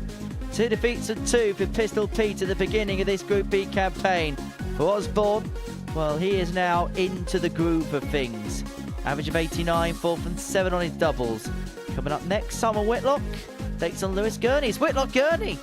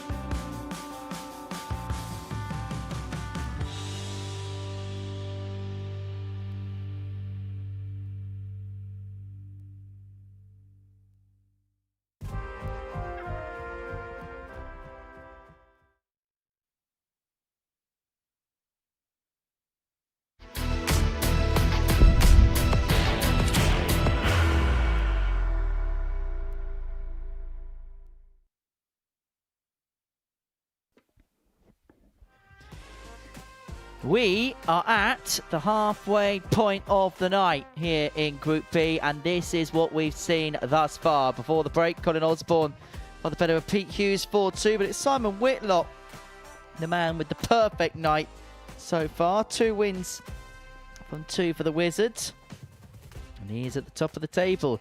He's on 4 points, 3 players on 2, and Pete Hughes yet to pick up a win so far tonight. So to gain 6, which sees Simon Whitlock and Lewis Gurnie go head-to-head. The Wizard looking for win number 3. Up against Lewis Gurnie, who has had a bit of an up-and-down night so far. Won his opener against Pete Hughes 4-1. Went 2-0 up against Graham Usher before losing 4 on the spin in his second contest tonight. As for Simon Whitlock, First leg, Simon, you through first. it's just been very tidy and efficient. It's not been him at his sparkling best, but if we're going to be perfectly honest, he hasn't had to be to get the results he's got. Not yet, at least. He's just had enough against the opponents he's faced. 100. He's up against Gurney, who did win his first game, but has regressed since then. 100. If that regression continues, you get the feeling that Whitlock is destined to get to 6 points. 57.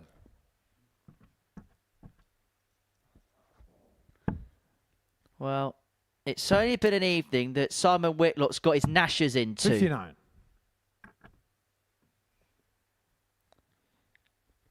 Two games, 2 wins. And he knows if he wins this 60. one, it's pretty much job done before he plays his last game. In terms of the points total he would have wanted and perhaps expected 40. from this evening. Yeah, I think 6 points is a very realistic ambition for the night, because you might slip up against somebody, you might make a couple of mistakes, or you might even just run into someone who's having their best game of the night. That 100. happens very often.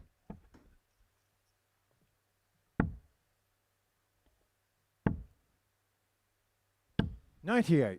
You said earlier on that you think this group suits Simon better than any other. I would have to agree with that.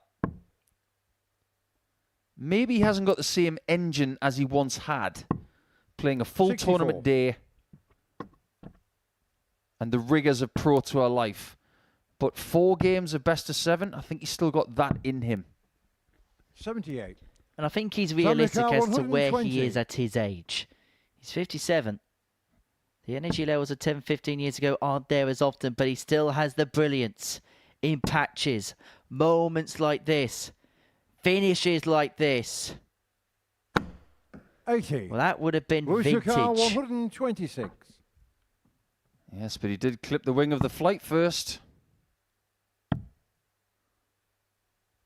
86. Simon Car, 40. This time there's nothing in the way.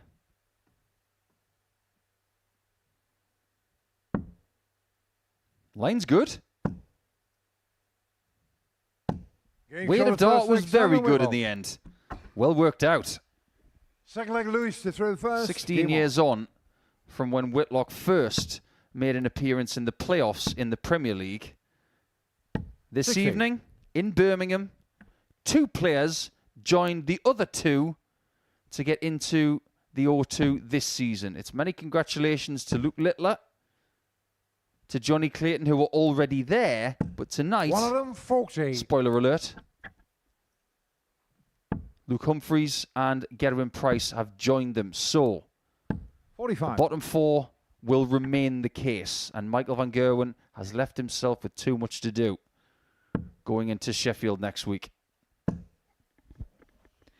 Yep. 57. It will be interesting to see how those 4 are going to go into the playoffs at the O2. 41. And then after that, we've got the World Cup of Darts on the horizon at the Eissporthalle in Frankfurt. Yeah, essentially what you've got, if you take rankings into it and participation, you've actually got Team Wales against Team England at the playoffs in the Premier League. But with Price not playing at the World Cup, he's got Nick Kenny taking his place. 60. Simon Car, 124. And this year is going to be the first time in PDC World Cup history that Simon Whitlock is not there. It's going to feel weird. Because we're going to have a leak instead in the 56. Australian team. And actually, this is a leak that you want, because Adam is very good 60. and Simon a great Car, character 68. as well. What a lovely chap he is. He might be the kind of person that Damon needs right now just to reinvigorate his season. Double 16. That was rather aggressive, 36. wasn't it, Dart 2?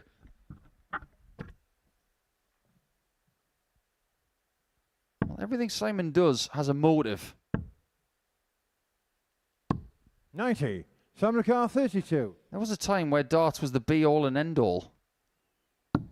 Getting show the second leg, Simon Whitlock. He's still very motivated to succeed and to win Third games leg, like Simon this. to throw first. But he's way more Game relaxed on. than he used to be. It's actually very nice to see, because there were times where you thought competitiveness was everything. Now this sport has become a lot more relaxed for him. 140. His form has changed because of it. And you know what I think a massive driving motivation is for Simon? I think it's his son Mason and the things that he's doing. And he said it on the record. He wants to be playing alongside, playing against him. He did so in an exhibition. He's played against him in the previous series.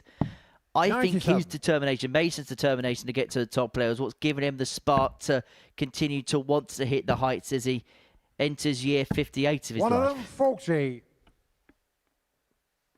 And if you are watching, Mason, hope you are well, pal. Of course he's watching. You think he's going to go to sleep when his dad's playing at the Modus Super Series? 121. Don't be daft.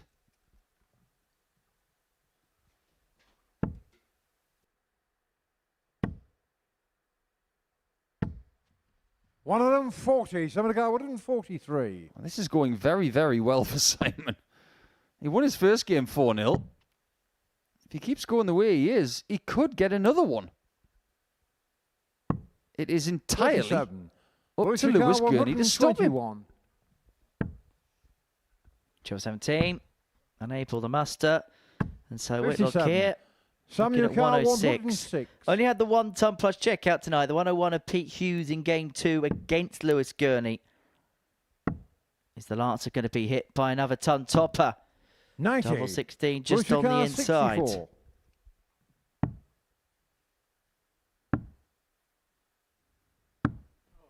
$56. I had double 8 surrounded. 16.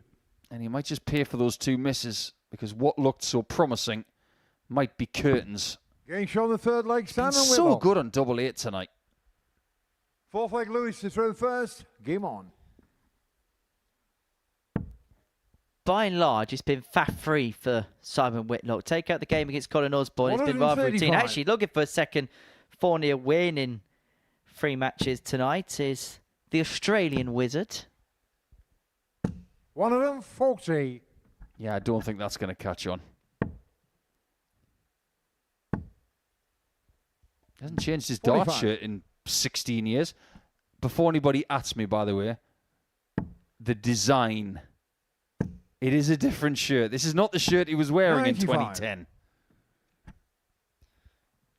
Oh, it was a little bit more maroon, wasn't it? Well, he used to famously wear 43.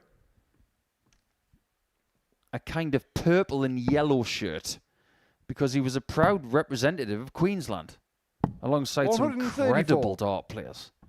Players like Steve MacArthur and Shane Titchevich and Rob Modra. They had an amazing Queensland team at one point. 100. Absolutely astonishing. 132. Doing things like 132 checkouts. He fancies this, you know. He wants to hit this. He wants to end the game right now. And he almost did put this game to bed. I wonder if he's seen a bit of red in this game, considering he's up against a 41. Gurney. Somebody car 25. He's got a score to settle with the name Gurney. And it looks like this Gurney's going to get it because Whitlock has been so efficient on double 8 tonight. However, dart 1 has made life rather awkward. 17. Shuffled across, overcompensated. And so this is to save the contest. To save the contest. Double 16 was almost there. Some new car 8. What a great attempt that was to save the match. It might be in vain because Whitlock has got too much for Lewis Gurney on this occasion. A very steady performance, and weirdly, when he got his 4-0 victory earlier on tonight against Graham Usher, he averaged 87.13. He's just done it again in another 4-0 victory. He's on top on 6 points.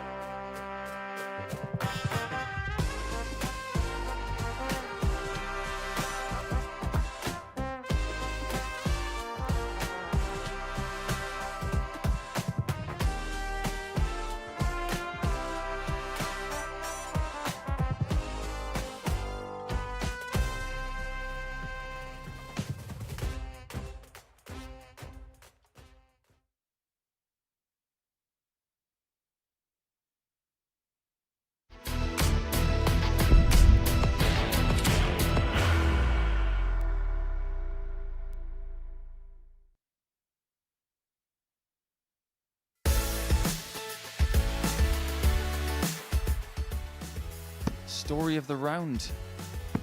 Oh, this would be so ironic. Game Oh shot my for flag, words. yellow card. Where has he plucked that from? Oh, he's already had one ton plus checkout. And he's going to win it with another stunner. It's Archie Self. Archie Self. He's so proud of himself.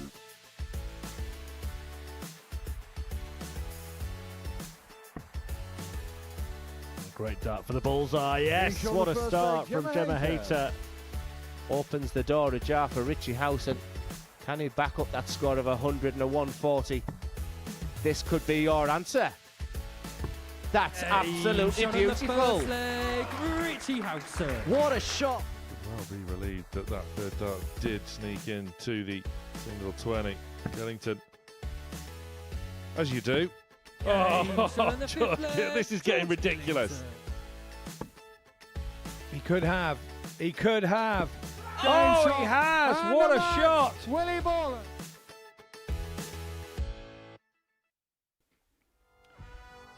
This is what next week looks like here at the Live Lounge in Portsmouth. Week 4, por favor. We can't wait for it for Monday morning for 9:30 a.m. And in particular, Group B just jumps off the page. Kurt Parry, Gemma Hayter and Archie Self all in action there. But Group A, as you can see, you've got former weekly winners in Jelle Klassen and Willie Borland. Richie Housen's looking to get through to Champions Week for the first time. And we're going to be live Monday morning from 9:30 to see how that all plays out. Well, it's lights, camera action here on this Thursday evening. It's salubrious, the Modus Live Lounge. It is one of the most iconic darts venues. It really has become that over the course of the last 4 years or so, since we flung open the doors in September 2022. Graham Usher won the first full week that we had here. That was some week as well. He's won 3 of these and has also made it through to a Champions Week final in the past. Taking on Pete Hughes, who so far has had a night to forget. 2 defeats, just 3 legs won over the course of the Let's evening. let Graham to throw first. Game on. For Graham Usher, he looked in trouble, didn't he, in his previous game against Lewis Gurnie. Trailed that 99. particular match by 2 legs to 0, was struggling, but rated off 4 legs on the spin, averaged around about 91.5, but he still felt within himself that there was 135. still gears to go.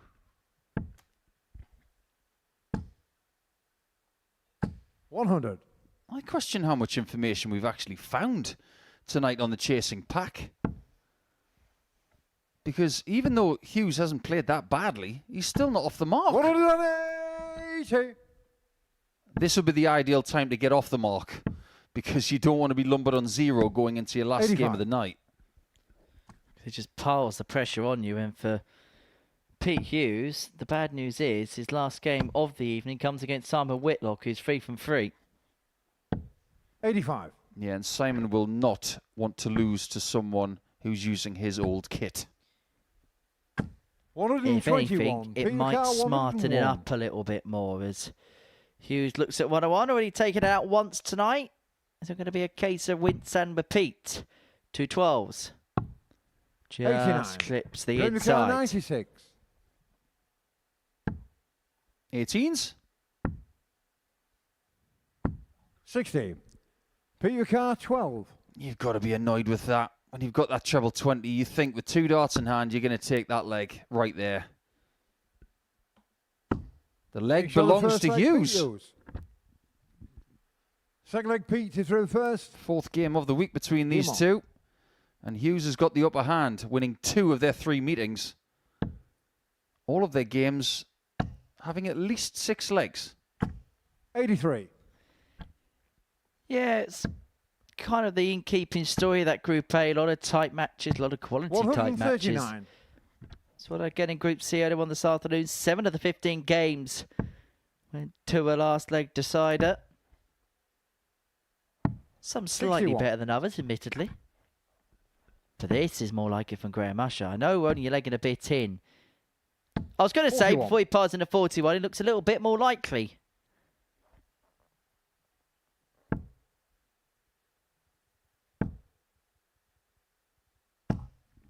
One of them, 40. One of the benefits of having darts like that Hughes does have is if Simon Whitlock needs to borrow a set for a game, he might even ask Pete, oh, can I borrow those for a game? 135.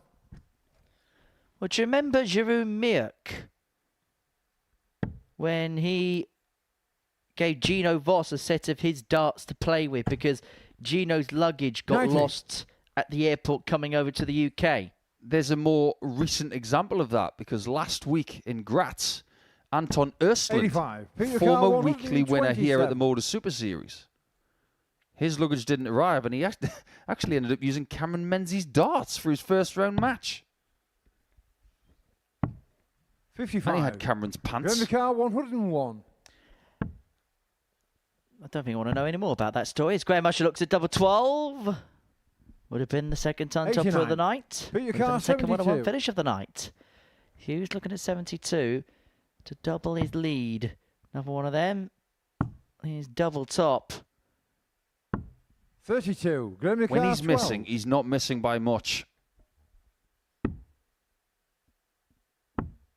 Double 3. 6. Peter Car, Oh, the 40. frustration. You can see it. And Graham can't hide it. So double top. Game shot on the second Eventually leg, found Hughes. by Pete Hughes to open Third leg, up a Graham 2-0 lead reverse. in this game. on. We do believe that Pete is 59. from the Midlands. So many great players from the Midlands right now.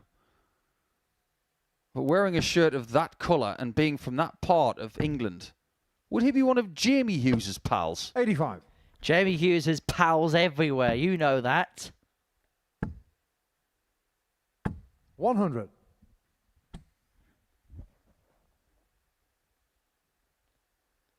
Well, he has had some peaky moments. He's had a couple of blinders this week as Pete Hughes. One of them, 40. He is definitely the tidier of the two players on the stage right now. 180. But there's one thing that Usher always holds. This ability to find a purple patch. He can rattle off 2 or 3 legs in very little time. 11. I don't think Hughes can afford to have visits like that very much.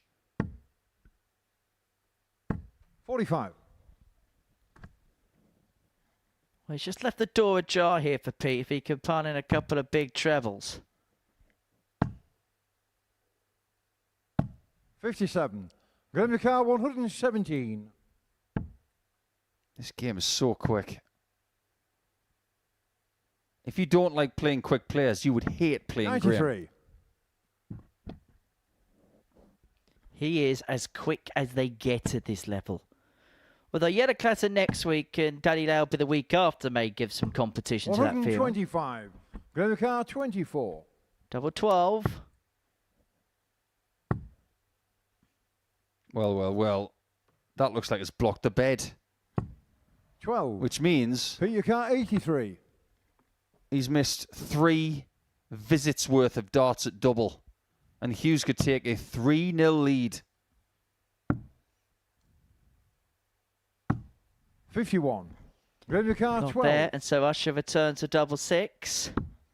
Game shot on the third leg, Graham Usher. Well, Graham didn't care too much about the action of that Fourth leg, double, Peters still were rather first. annoyed with Game on. himself. However, he's back into the game. If he lost that leg, he may have needed a taxi, Graham Usher. Earlier on today, I was talking about the moods and how dart players think. Not every dart player, everybody's different. But there are lots of players that One are of them, 40. obsessed with what's next. There's a small smattering of dart players that are very preoccupied with what has happened before. 45. Now, if you compartmentalize what we've just seen, Graham had 12 points left. Let's live in that 121. moment, shall we? He's got 12 points. He's got 3 darts. You should be happy that you converted with dart 1 because you've done it 96. in the littlest amount of time possible. Graham hits double 6 with the first dart. What's his first 100. instinct? it's to shake his head because he's too busy thinking about what happened before it, when in fact he's just accomplished the mission. 60. Going to car 140. If I win the lottery, I won't care about what shop I bought the ticket from. 41. Not a bad analogy, that, but my word, that last start is something that Usher would like to turn back time on. If he could find a way. 140. Going to car 99. Can he bail himself out again here? 92 left. Dribble 20 for double 16. 29. Put your car 120. Shanghai the way for Pete Hughes. Unable to find the treble dart 2. However, for 99, 82. Usher has not Go to cleaned this car up one 70. bit. Still got a bit of work to do to get to a double here. Considering Hughes is already on one, big pressure. Oh my word. How has he left the ball? That would have been 32. the weirdest Put your car checkout we've 38. seen in 2026 had he hit that bullseye. My word. And somehow, both players have led themselves on double 19, although Pete Hughes is going to split it. Surely. 10. Don't call Going me to car Shirley. 38. One person didn't go for it. The other one is. No score. Put And your car neither 28. hit. This all of a sudden has become very untidy. This is a bit of a scrap. Inch on the fourth leg, But it's a Pete Hughes. scrap that Pete Hughes has a Looks like two-leg Graham to lead through in. first. And this Game result, incidentally, is music to the sweet ears of Simon Whitlock. Because 100. Graham Usher loses this, then he's kept on 2 points. Pete Hughes is on 2 points. He's got a bit of daylight as the wizard. Yeah, we're not going to see him again until he plays 140. against Hughes in game 9. But the Gambler's still got one game after this against Colin Osborne. 100. Not a great deal of real estate between Middlesbrough and Scarborough. But I know where I'd rather go for fish and chips. And it's not Middlesbrough. 57. Beautiful place, Scarborough. I'm assuming you've been before. Long time ago. Have an exhibition there, don't they, Modus, 55. every year at the Spa? And I know that Graham has a few sparring sessions in the local ADC vaults, etc., with a 78. certain Sam Spivey. Series 10 runner-up, who I'm sure we will see at some point 140. in this series. Probably the week I'm not working, because he probably has some kind of restraining order against me. Hates the Spivey man name, doesn't 135. he? Going to car And 106. yet you still keep bringing it up. Hey, it's his fault. He's not embracing it. 58. Put your car 91. For a 4-1 victory to get off the mark and to be in this group all of a sudden after a slow start. Getting shot on the That map, is a Pete clean Hughes. kill from Hughes, a 14 darter to end a game that Graham Usher probably wants to forget. I mean, it wasn't disastrous. He averaged 81, but he did miss 13 darts at a double. And Hughes, he missed a lot less. That's why he won by 4 legs to 1.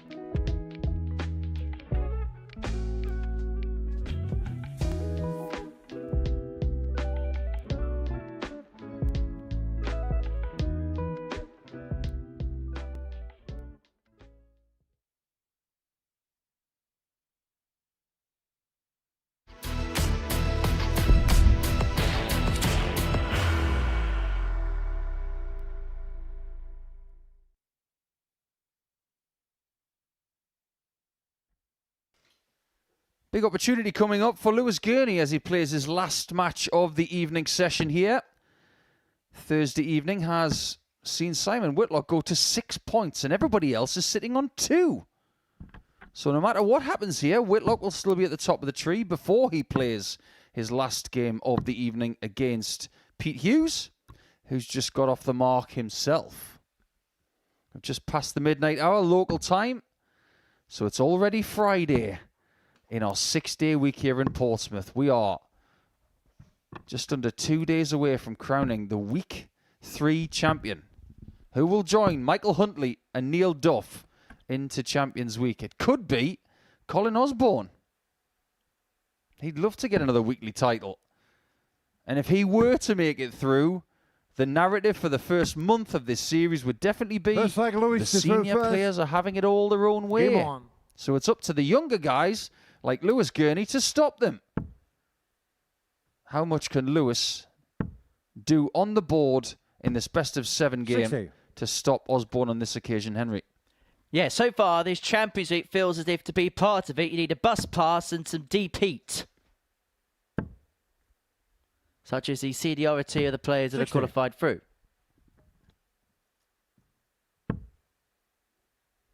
But yeah, we're certainly getting to the red-eye part of our 45 particular shift, which is where the caffeine and the sweets very much come into play up here in the commentary box. But for these players, they need to find those peak levels. And as we head toward those late hours, something Colin Osborne's very used to, and to be fair, a lot of Lewis Gurney's appearances here have been at a Group B. But it's very difficult to find those intense levels as we draw towards this late hour.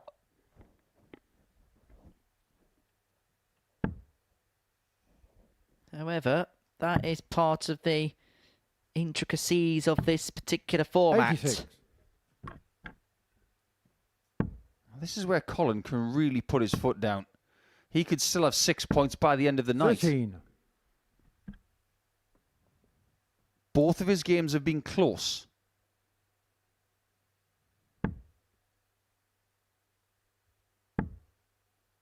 But if he can beat Gurney and he 41. can beat Usher, he, like Whitlock, will be in a very good position going into night 2.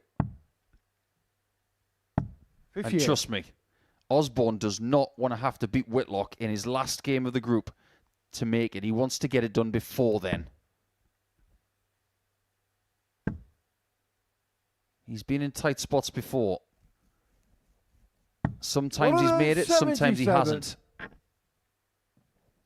But already Gurney is thinking, I'm getting Osborne when he's fully switched on. 140. And the problem is, both players on 2 points, but Colin Osborne still has 2 games to play tonight. He could still finish on 6. He could still finish within touching distance of Simon Whitlock. Second leg, Colin to through first. Game on. And that's one of the advantages if you're playing 8 and 10. If you win both those matches, you put yourself in a very good position. Hoping 96. to send out a bit of a statement with a performance here, Colin Osborne. 140. The live lounge today has been the safest place to be. Wherever you're watching from around the world, I'm sure you're used to the odd bit of inclement weather. But I can say, hand on heart, in Portsmouth, 59. UK today, the weather has been somewhat tumultuous. Sunny one moment, and then within 5 minutes, a thunderstorm. 100. This has been the best place to be. And the safest. You know what the greatest thing is about the game of darts? It is 69. extremely rarely that the weather stops play. You go to the tennis, you go to the golf, the cricket. 60. I mean, look at the NFL. Snow games they have. Great to watch, but I can't imagine what it's like having to manage that stuff. But in darts, 99.999% of the time, weather does not affect play. But back in 2018 at the UK 99. Open, it did affect play because it was that ridiculous. The beast from the east that year. 130. Didn't you get involved in a snow-affected game of the World Championship once upon a time? Yeah, that was the other percentage point. Yeah, I'll never forgive Tommy Cox for bringing my game forward that night. 81. That's a story for another time. Yeah, you had to get your shovel out. Gurney looking to shovel himself out of a bit of Game on the bother by second leg, pinning Lewis 71, 1-1. Do you know what? Lewis Gurney reminds me of a dart player I used to play a lot of darts with. He still plays for Tyne and Weir right now. A guy called Andy Chalmers. So quick. 59. Really should have been selected for England about 20-odd years ago. Really good player. But so quick, it was terrifying when you played against him. Because he would bang in maximums 84. and checkouts by the time you've turned around after taking your darts out of the board. 97. So effectively, it's like playing a practice session with yourself. Almost. And he was doing it well before quick darts was the fashion. 95. You know what ADC darts are starting to do? It's unearthing some of the dart players that sort of fell out of love with county 95. darts. And they've been brought back because they can make a few quid on the side. You can reconnect with some of the players they used to play with. We're seeing it all over Europe and the world all of a sudden. It's great to see. 140.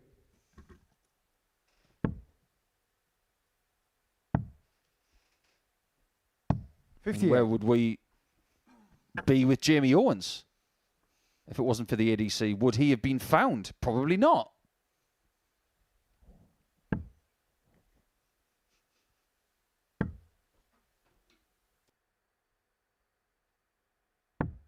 $150.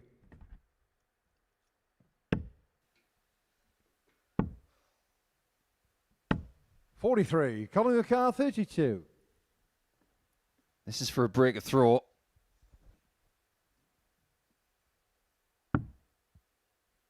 If he can be effective down here and on tops, he's a dual weapon. 16. And that hasn't worked. Where's your car? 149.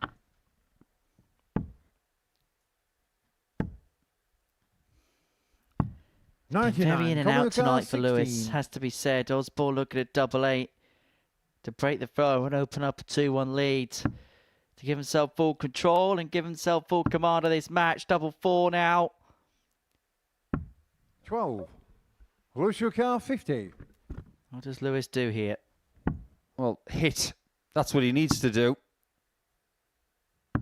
That was a 34. massive opportunity to steal that Calling your leg. car 4. Osborne has let it slip more than once. And Gurney couldn't mop up. He's getting away with it. And sometimes, in these situations, you need a bit of the rub of the green. That's Gains exactly on the what third Colin leg, Osborne's Colin been Osborne. getting because of misses from his opponent. Forfeit Colin did Then throw once you first. miss, you got to take. And Game that's on. exactly what he does. Break a throw, 2-1 lead for the Smoggy Wizard. There are two words you didn't expect to put together today.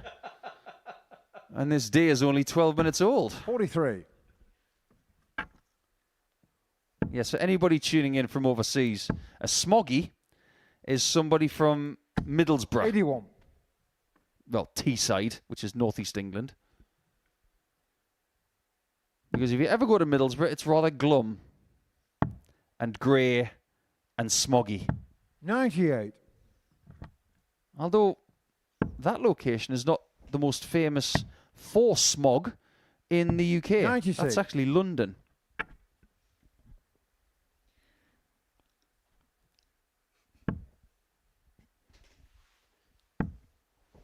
Yeah, Middlesbrough place full of smog. Actually, the 41. shiniest place is Glen Dummets fireplace in Middlesbrough.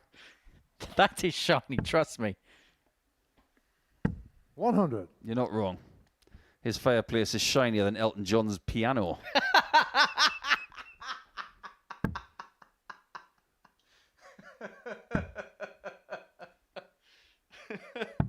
$83. Shinier than the Modus Super Series trophy. $84. It is pretty shiny. Oh, it is shiny. Shinier than Owen Binks' shoes. No, it's shinier than Kurt Parry's shoes. If you want to see how shiny they are, you're going to have to tune in next week for Group B because Kurt Parry's going to be here. 85. Lewis Car 140. 140 for Gurnie. 60. This is what we were saying about the rock in action. When it's off, you're going to see some wild darts. We've seen a few from them from Lewis tonight. Make no mistake, Osborne was watching that. He was getting information. How does he use it? 131. Very, very good Lewis Car opportunity 80. all of a sudden. Just don't go low this time. Nice and high. Game That'll shot the work. fourth leg, Lewis Gurney. That's very instinctive, isn't it? That's Fifth the leg, way he Lewis plays the returns game. first. It's not about Game on. aiming, fluency. It's all about thrusting and this instinctive nature that he's got. 45. I swear, if we were watching him for the very first time, we'd say he's incredibly raw. A bit like some of the players that we saw in Group C earlier yesterday afternoon. 96. But Lewis Gurney is an international player. He's been around for a few years now. It might be of a big 59. benefit to him to get a consultation with someone to try and smooth out some of these intricacies in his action. Because if he wants to be a big-time player in his future, I think he's going to have to. 81. It's very rare that you see someone with that kind of rocking action 60. or that bouncy action becoming a world-class player. John Henderson of Scotland. We know about that example. Peter Manley used to rock quite a lot on one foot. Nathan Aspinall, 100. over the years, has learned to quieten down the bounce in his throw. And I think that's something that Lewis 85. Gurney could use in his career. And there's nothing wrong with Lewis asking for that bit of help. And actually, I think darts is 100. getting better because I think there was once upon a time that there was a perception that if you go and speak to someone, that's considered a weakness. But you look at every other professional sport, 60. snooker, Colin every Coward single and top player 24. now has a coach. Tennis have had coaches for years. There's nothing wrong with going and getting some consultations. It doesn't have to be someone in your corner all the time, like Eric Claris to Kim Hybert. It's just maybe someone just to iron out a few creases, as you say. I think it'll be perfect for him right now. That is the perfect example right now because what Eric's done for Kim is 60. unbelievable.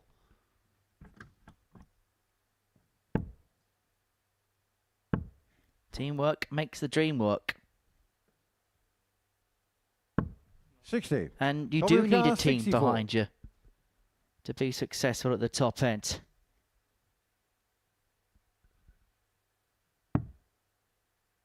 What's the choice?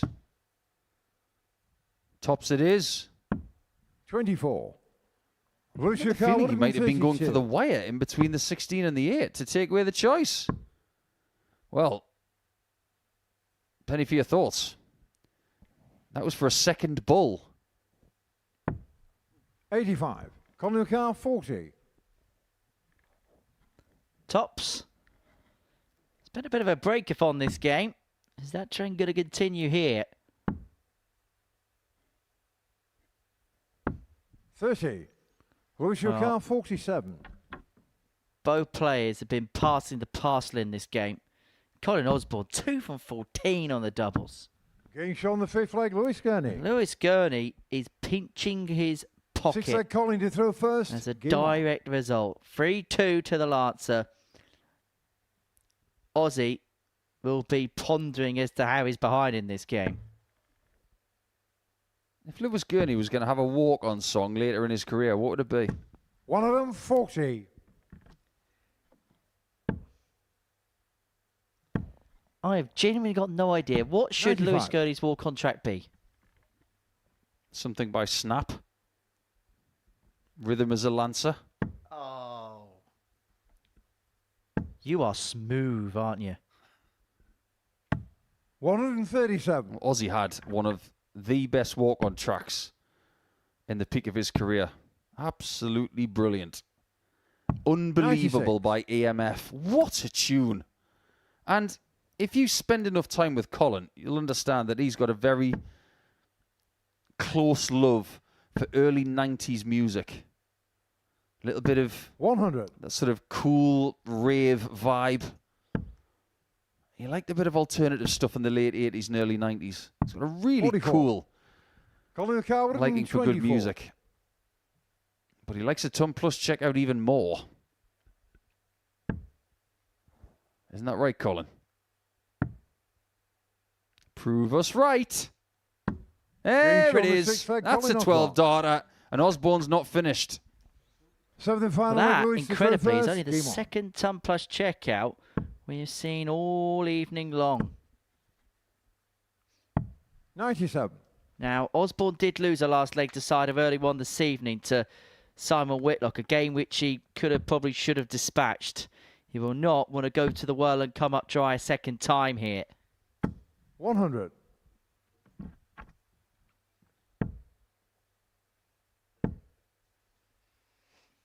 $125. Did you know that some dart players about 15 years ago, they used to have affectionate nicknames that they didn't even know about? We used to call Phil Taylor Liz Taylor. 100. Who have you got in the draw? Oh, I got Liz. All right, okay. 60. Another one was, oh, I got Sharon. Osborne. Yeah, Collins was Sharon. Mine was Jack. Yes. So they all had affectionate nicknames when the draw came out. 60. Adrian's was Jerry Lee. Jerry Lee Lewis. They were the good times. You were fortunate if you had a surname that was very 83. different to another celebrity, so you didn't get one. So if you were Dudbridge, there's only one Dudbridge. If you were Caven, there's no other Cavens. But if you got a surname like Osborne or Lewis or Taylor, you would get an affectionate 60. nickname. Lewis Ricard, I love it in football, 136. kids. If you sat on the bench in football, you're on the Judy Dench, or as it's shortened to now, on the Judy. 44. Anyway, 92 for Gurnie when he comes back. Osborne can only try and set things up from this particular position. Another one of them would leave himself on a single to double. 100. Both players at a Richard similar Carr, point of the 92. leg. However, Gurnie first poke on the 92. Needs to find something with dart 2. Gets the double 18. He's looking for a 56. third, but couldn't quite Colin McCarver, find. 81. Osborne did have the chance of getting 25 off bull with his last start to make this a little bit easier. Stayed straight instead. Might be only one dart of the bull. That's exactly what it is. To win this by the finest of margins as Gurney sits on a double. It's bull to win, and if he misses, he can lose. 42. Well, he Richard survived Carr, day match 56. start, Colin Osborne. He's going to have to dodge a few more bullets. Lewis Gurney Finish on the finds match, double Lewis Gurney. 18. And he finishes his night with 4 points on the board. And that will be the maximum that Colin Osborne can get if he beats Graham Usher in his final game of the night. But prior to that, we're going to see Simon Whitlock in action. He can complete the card if he can win the next match.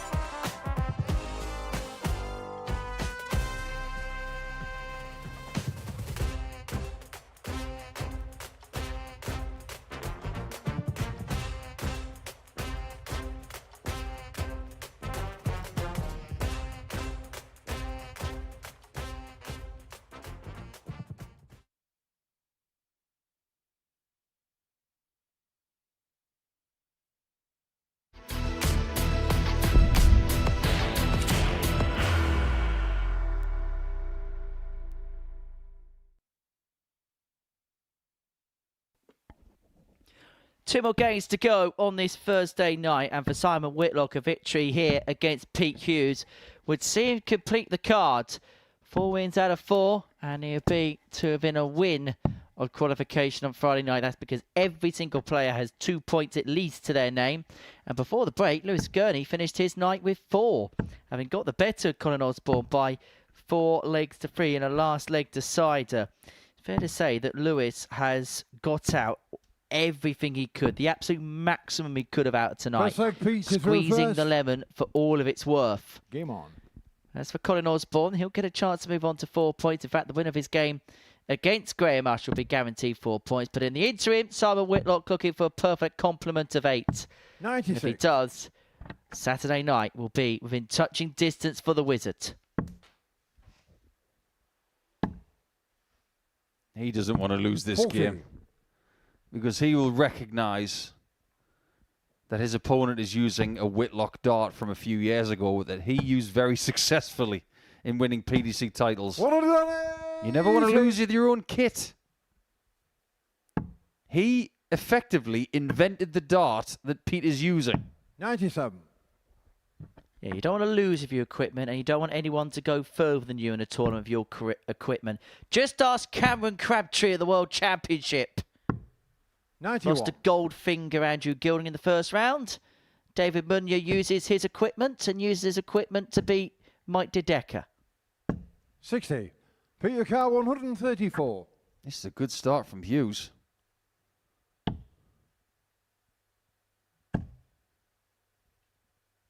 $94. Is it just me, or does he have that kind of Jurgen Klopp vibe going on?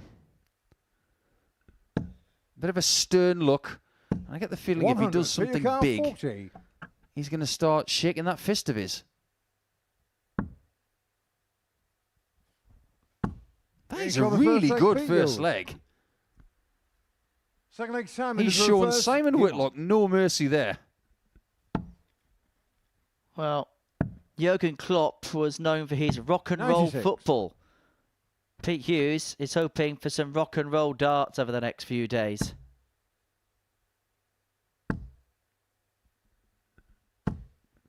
$100.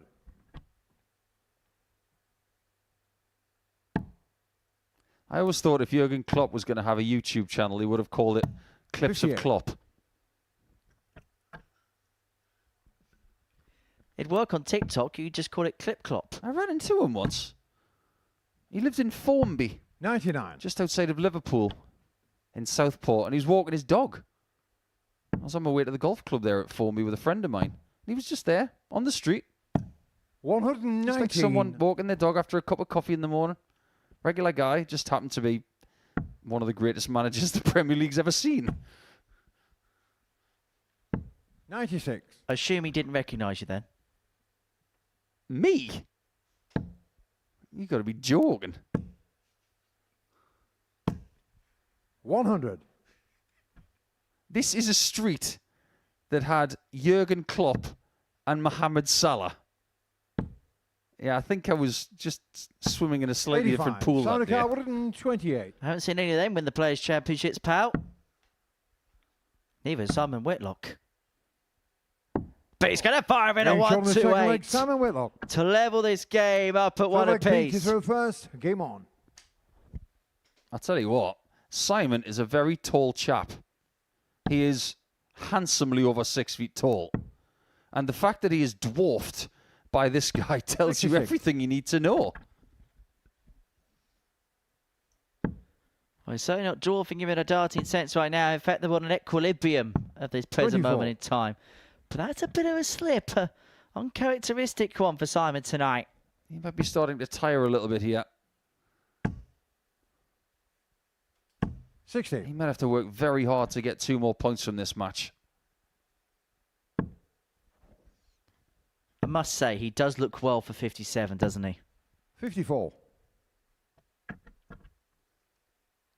It's like you said earlier, he's an icon.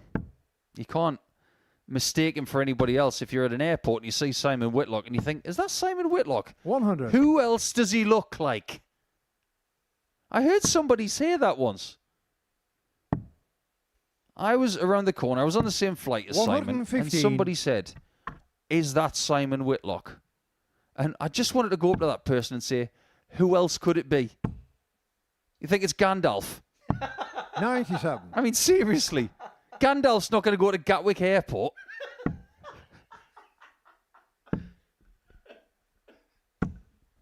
$56. Yeah, there's some people in airport that's unmistakable, such as Richie Burnett, of which some of the chronicles of what he's been getting up to recently has been rather interesting. 58. Yeah, I think Whitlock's got to find a better first dart in this game. Just like that. Look what happens next. One of them, Folksy. Much better. 20. He's back in leg 3. Perfect marker. Cannot follow it in. And so 44. Whitlock, having found the 128 the 112. previous leg, is looking at a 112 here to get the break and open up a 2-1 lead. Will stay there. Treble leads double 16, unable to muster. And so 42. Hughes looking at 76 76. to get his nose in front.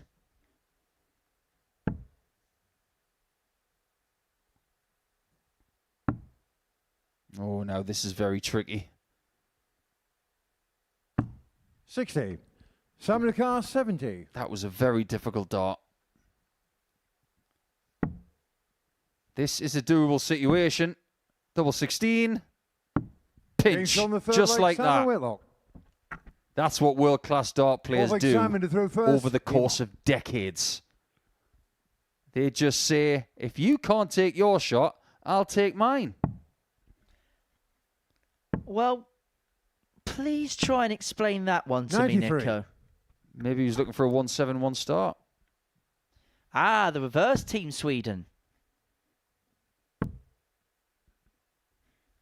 A Razzmatazz 54. start maybe for Whitlock. Yeah, the one thing you don't want to do is have 2 1-7-1s to start a leg because you leave yourself on 159 after 6. 83. If that happened, I think Owen Binks would have spontaneously combusted in front of our eyes. I think Dave Pallett's done that before. I think he's hit treble 20, treble 20, treble 17 67. twice, back to back, to leave 159 just because he can. Yes, it was against Yellow Klassen at Ye Oldie Livey Leaguey. 134. Imagine Yellow probably, knowing his mathematics, probably scorned in the background. He'll be here next week, Yellow Klassen, the 134. 2006 World Champion, 20 years on, my word. But you will not find a sharper mathematician in darts anywhere in the world than him. A sharper mind. I'll tell you a story about Yellow in the next leg. 95.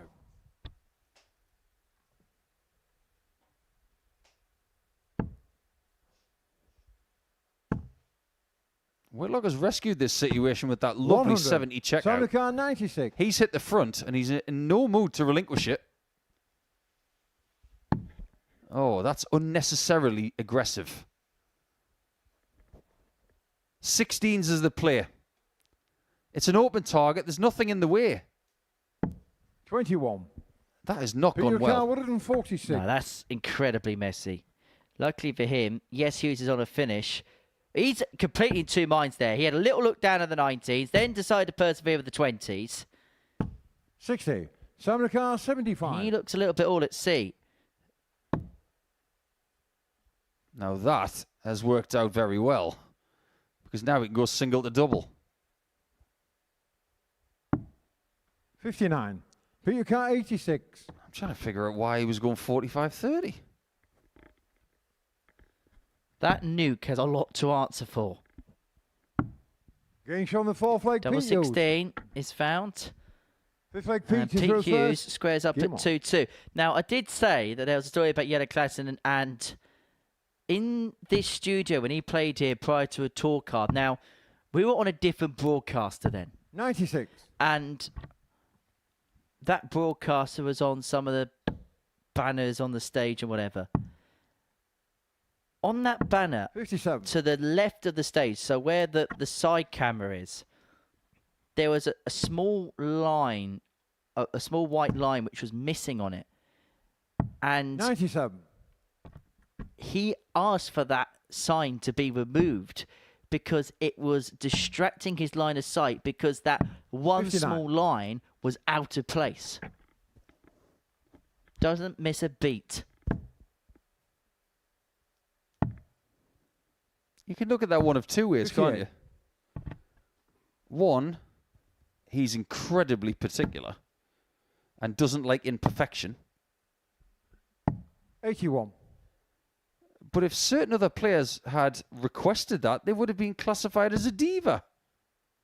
But knowing Yeller as we do, that's because he's very exacting. 96. And he doesn't like imperfection. Let me tell you from personal experience, nothing wrong with being a diva. Well, that one is not ideal for Simon because it's a little loose.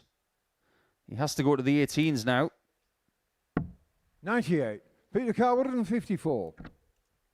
He's synonymously struggled over the years with keeping the darts in the board at the angle that Pete Hughes is getting, actually, with his darts.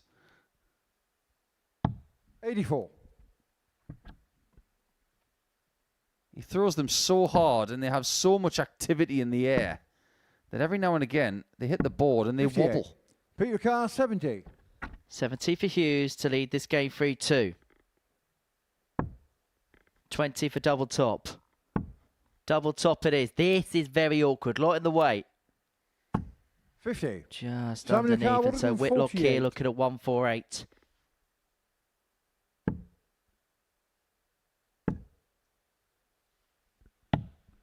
$78. Peter Carr, 20. Double 10 for Pete Hughes to lead this game by 3 legs to 2. And to put Simon Whitlock to within a leg of his first defeat tonight. No score. It Simon hasn't Carr, happened 70. and Whitlock is on a number he's already plugged. Needs it again. This time it's 2. And he gets it on the Game shown the second one. fifth He's leg, Simon picked another Whitlock. pocket. Six Pete leg Simon to Hughes throw first. will Game not on. catch Simon Whitlock averaging sub 80 very often. When you do, you've got to cash in. And he's been unable to muster that. And so Whitlock here with the darts in hand to win this game 4-2 and to complete 93. the card for the night. Not for the first time in Group B as well this year. 60. You were saying after the previous game that Lewis Gurnie squeezed everything out of the night. Same will be said for Whitlock 100. if he wins this match. Now, we could, over the course of 2 groups in the last 12 hours, see 2 people have a perfect 98. campaign. You might think they're very similar. Well, if Whitlock gets 4 wins out of 4, it would be very different to that of Aidan Kirk getting 5 out of 5. 138. Because Aidan Kirk at times strolled to wins, whereas Whitlock's had to work very hard this evening. Yeah, Aidan Kirk looked like the equivalent 40. of Sam what McCall, Tottenham Hotspur 70. would look like in the Championship next year. A league and a class apart.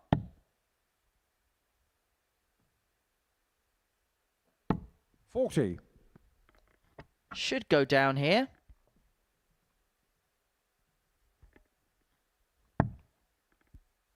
How much can he yield?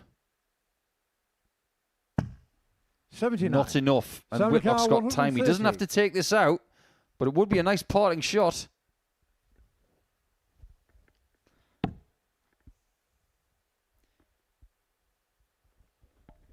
Well, he could utilise the bullseye potentially, or the 19s. 32. He's had a couple of plays in this game which have been uncharacteristically weak. As in, tactically.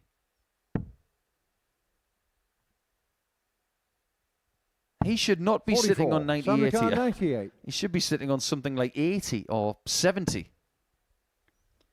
However, he takes out the shot on that, 98 Simon and he Whitlock. completes the card for the night.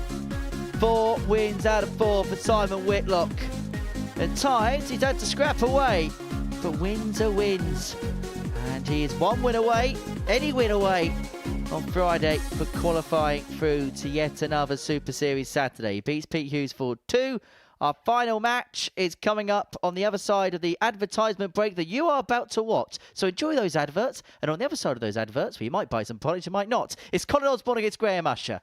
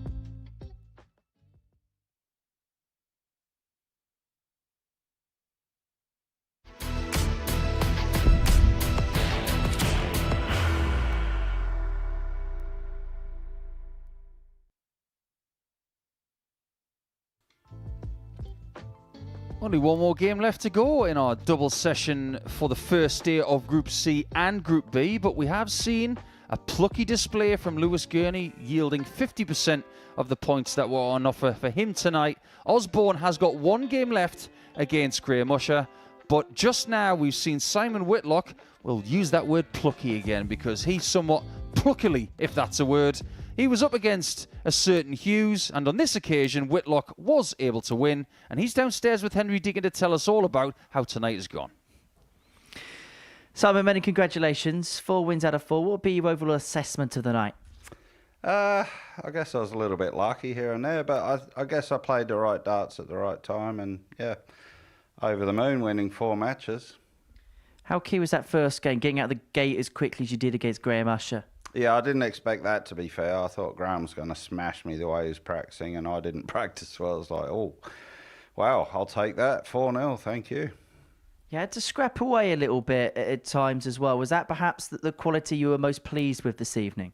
Yeah, absolutely. You know, it's all about playing good darts at the right time, and yeah, I had a bit of luck. People missed doubles, and I took advantage. And that's the key, right? People are going to miss at times. You've got to cash in on it. Absolutely, that's the key to darts. I mean, take your opportunities when you get them and win the match. You got a bit of a cushion at the top of the table, but I know you're going to be under no illusions that nothing's for granted at this stage. Yeah, absolutely. Yeah, I'm going to go in tomorrow night and try and win all 4 again. So make sure I get through.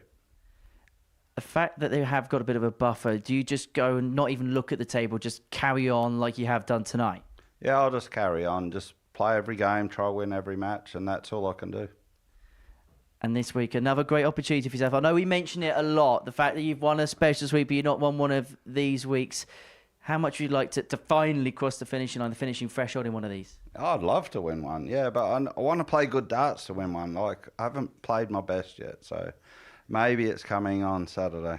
How close do you reckon you are to your best? That's a hard question. Probably about 60%.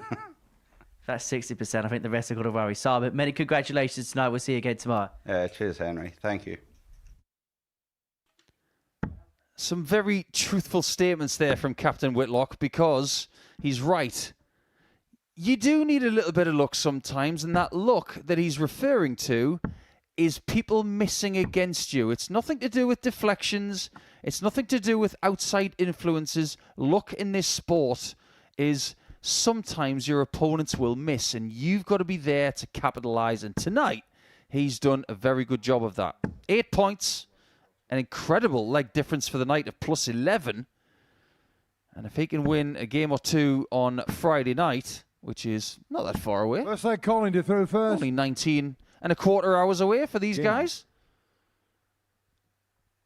And Saturday night beckons for Whitlock once again. But as for these two, they both have 2 points in the bank. Whoever wins 55. will be in the top 3 overnight with Whitlock and Lewis Gurnie. Whoever loses will be feeling they've left points 40. out there. In particular, you'd have to say Osborne, because that game against Lewis Gurnie in Game 8, that looked like a game that he should have won. 180. And maybe because of the feeling of that, he might come out swinging. 140.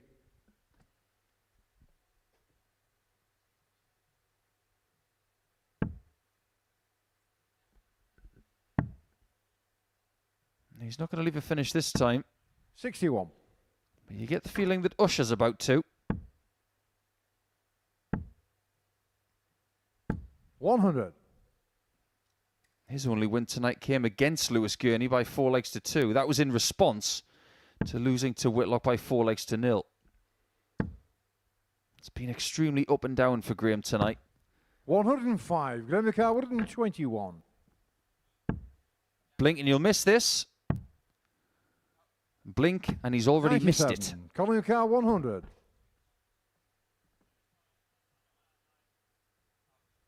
This is about as fast as Osborne will play a game of darts.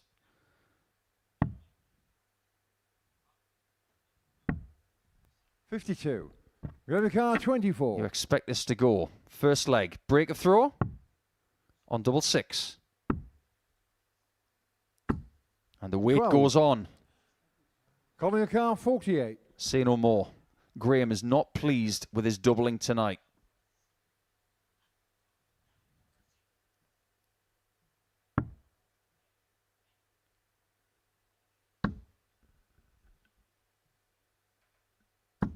Getting shot the first Colin leg, is Colin very Osborne. happy with that one. He takes a 1-0 lead.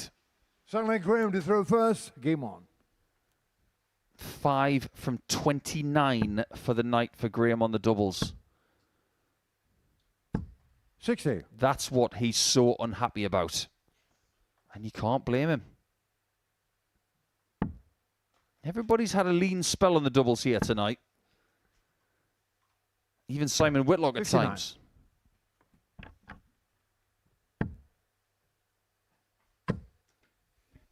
But the worst he's done this 29. evening is 4 from 15 in a game.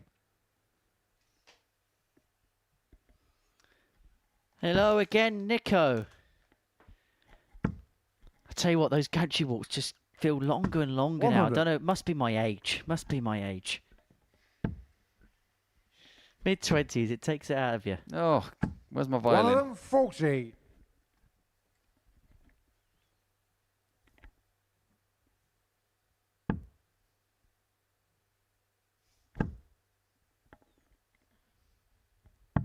$99. I feel like I'm a broken record, you know, Henry. Go on. Talking about leaving 3-4-2 after 6. 30. Why do people keep doing it? I don't get it. Get the memo. Pre-bogified numbers is a proper issue to resolve. Pre-bogified. 85. Yes, that's what I'm going to call it. Everyone's got to have their own imitation of something, haven't they? Yep, indeed. The one thing we can all agree on is that it shouldn't be 100. done. Colin McCarr, 158. He does have a chance of 2-0. This is the older cousin of what Whitlock used to win his previous match. 45. Gurnie McCarr, 142. Usher here, 142. Needs a spark from somewhere. Needs a spark from... No, he's not going to find the 142 as a spark.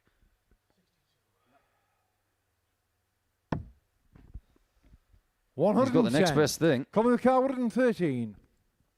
This will be a soul crusher. Needs 57.36.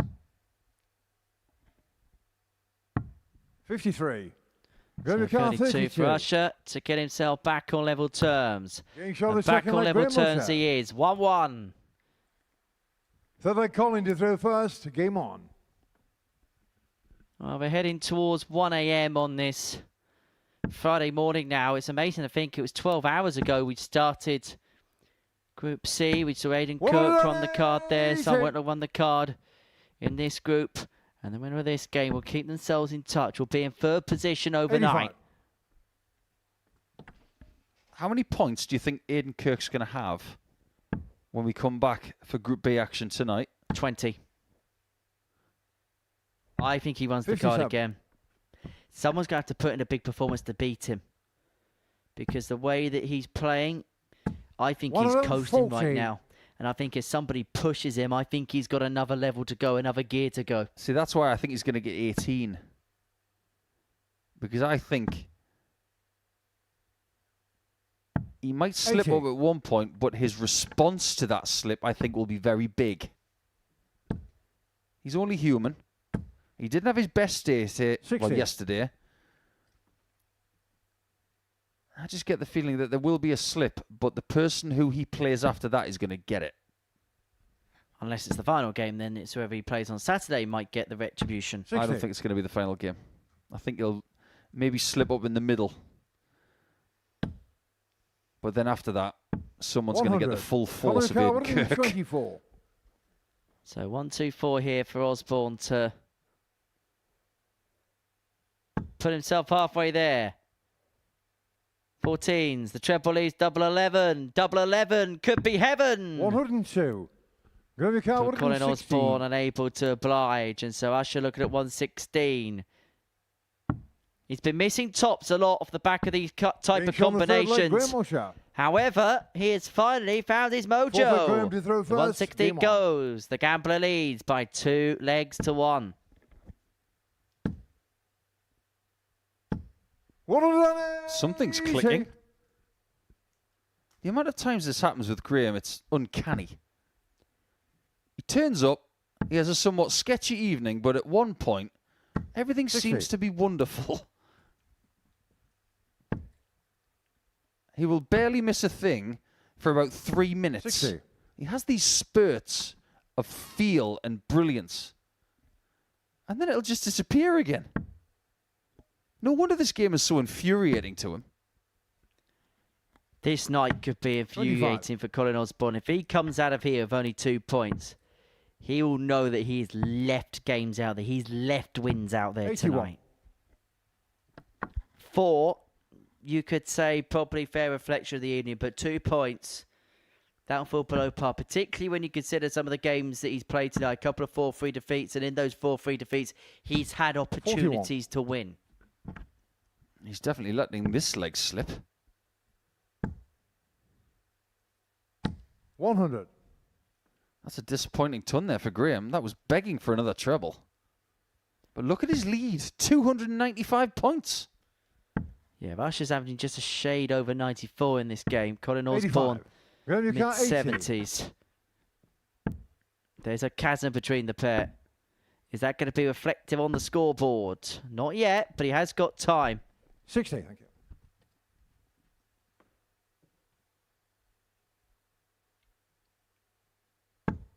I am quite surprised that we haven't had bigger averages in this group. 58. I've got a sneaky Car, suspicion 20. that tonight they're going to be bigger.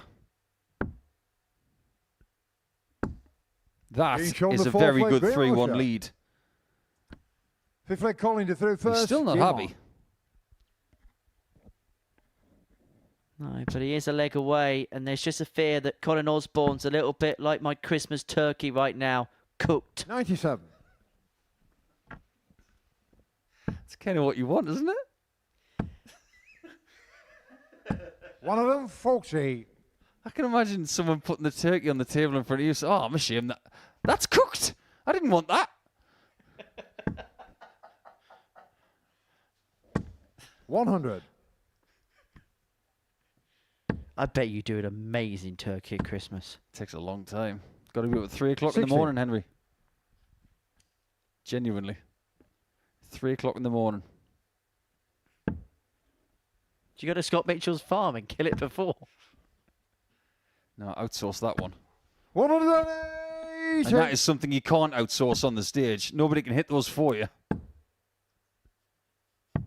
131. Colin Carr would have If he been doesn't hit the 24. 1-2-4, Graham could make him look like a turkey. And you know what a turkey is, Colin? It's 3 strikes in a row. Double 11 for strike 3. 102. Graham Carr 170. Does he finish with a fishy fanfare? Bullseye! Bullseye for the Game big shot of the match, fish! Graham Usher. Reeled in by Graham Usher. Some way to bring the night to a close. A frustrating night for the pair, but it is Graham Usher who finishes it with the biggest finish of the lot. A 170 to put the cap on a really good performance. Average just under 96. That one of 2 ton plus checkouts in that performance. He wins by 4 legs to 1 on a night which has seen one wizard pick up 2 points, but the other one with a full complement. We're going to have reaction and analysis on the other side of these commercial messages.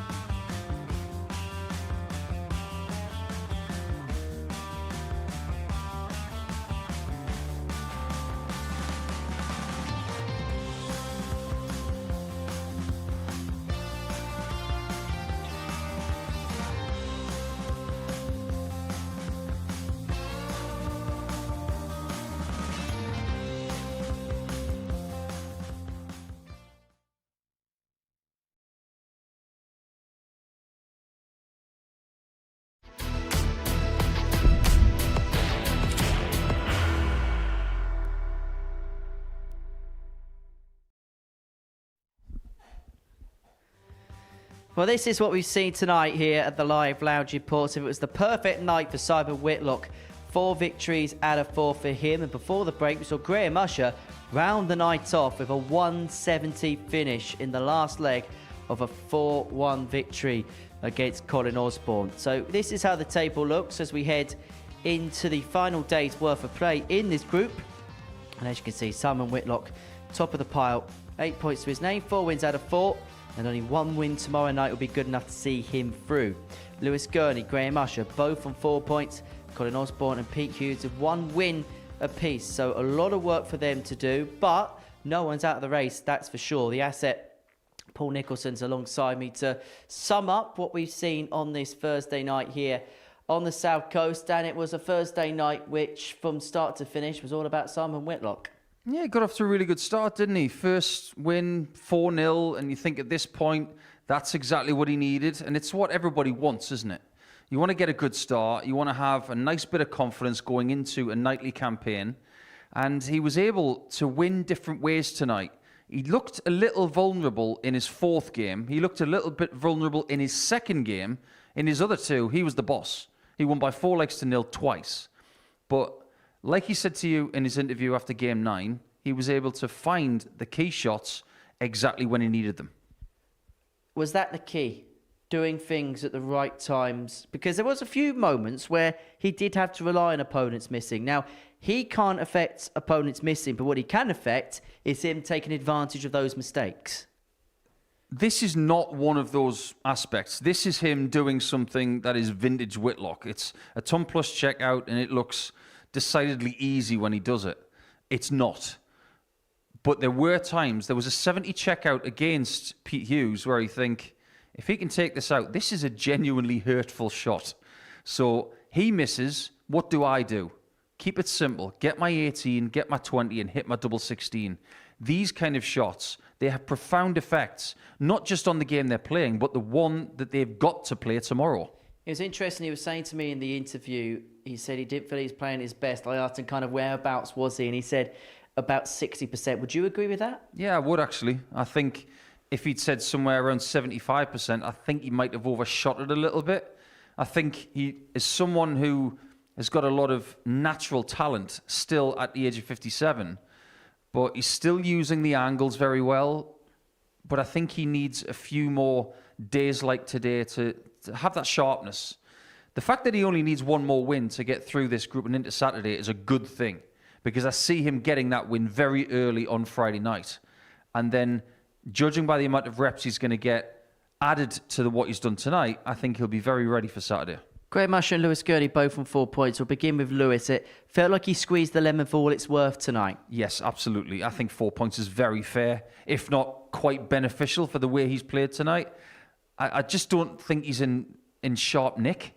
I've spoken to people about him recently. They say he's not playing his best darts. I can understand why. His action looks a bit rocky.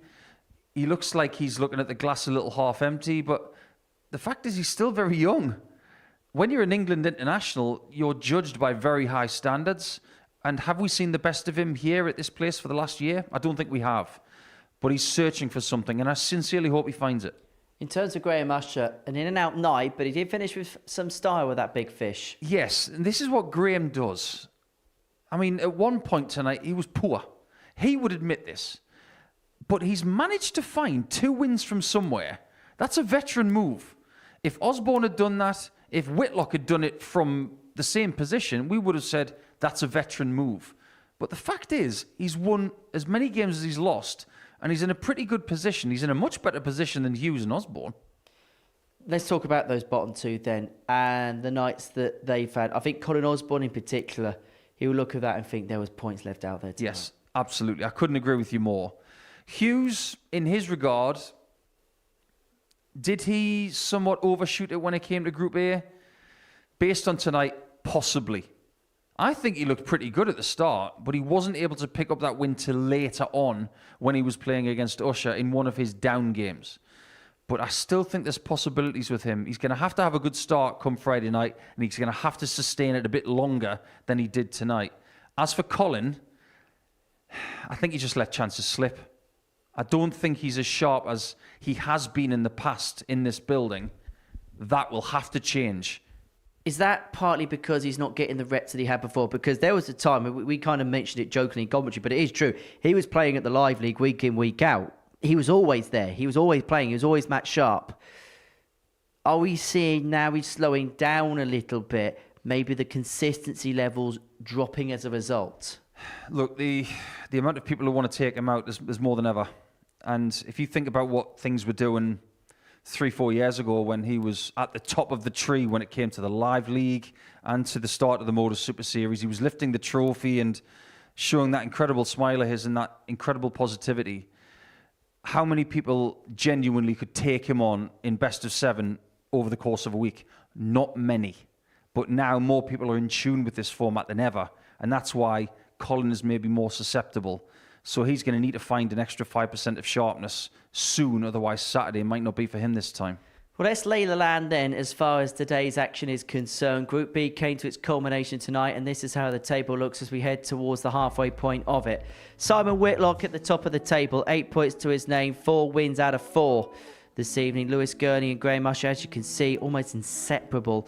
Osborne and Hughes have work to do. Now, this afternoon, we saw Group C get underway, and it was Aidan Kirk who won all 5 of his matches. Top of the table, 10 points to his name, with Richard McKee in second place. Now, we didn't talk too much about Richard earlier on this afternoon.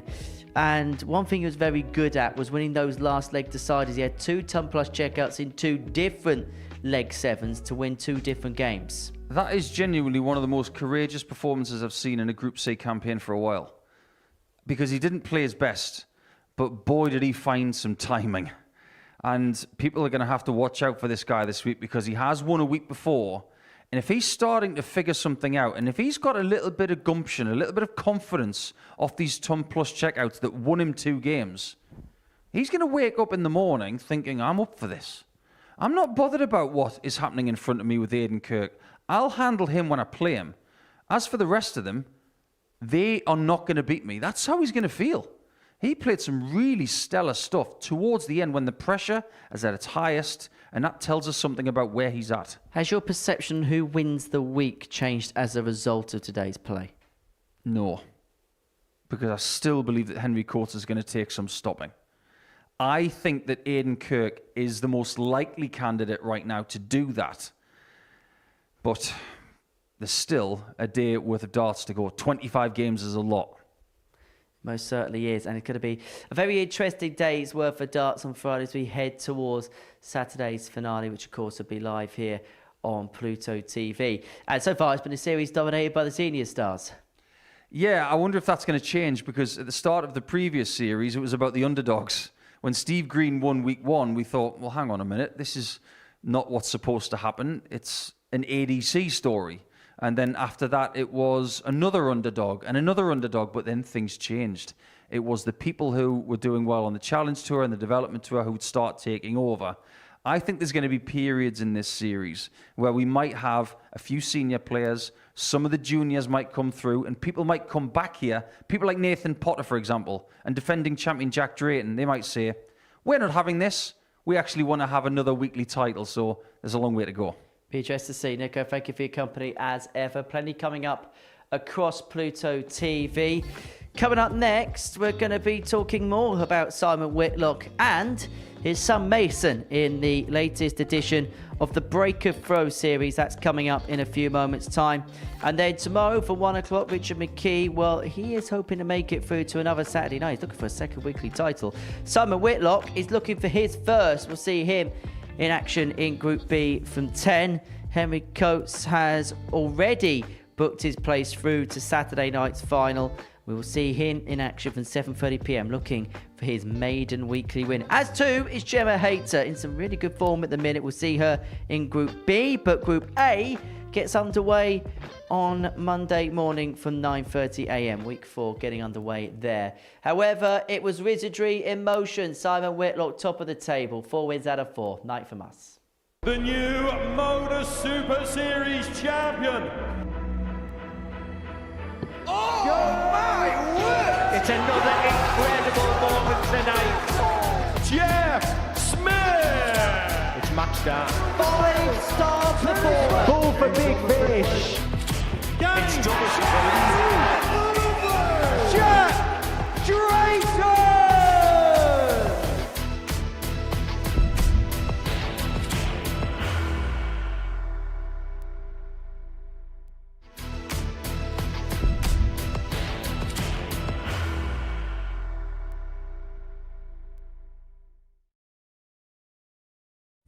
You will be disappointed with that. He wanted to have Graham one dart for that. requires 20.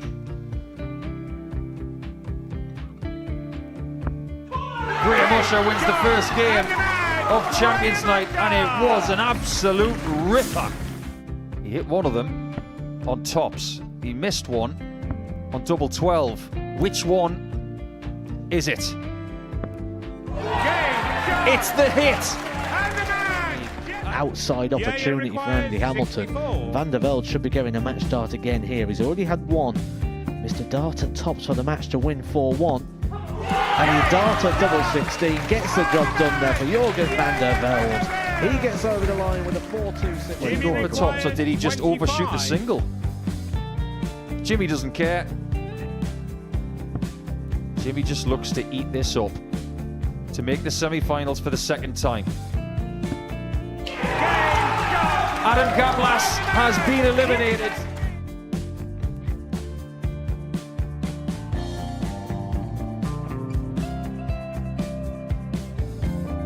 Keep us guessing. This time he's trying to leave double 18.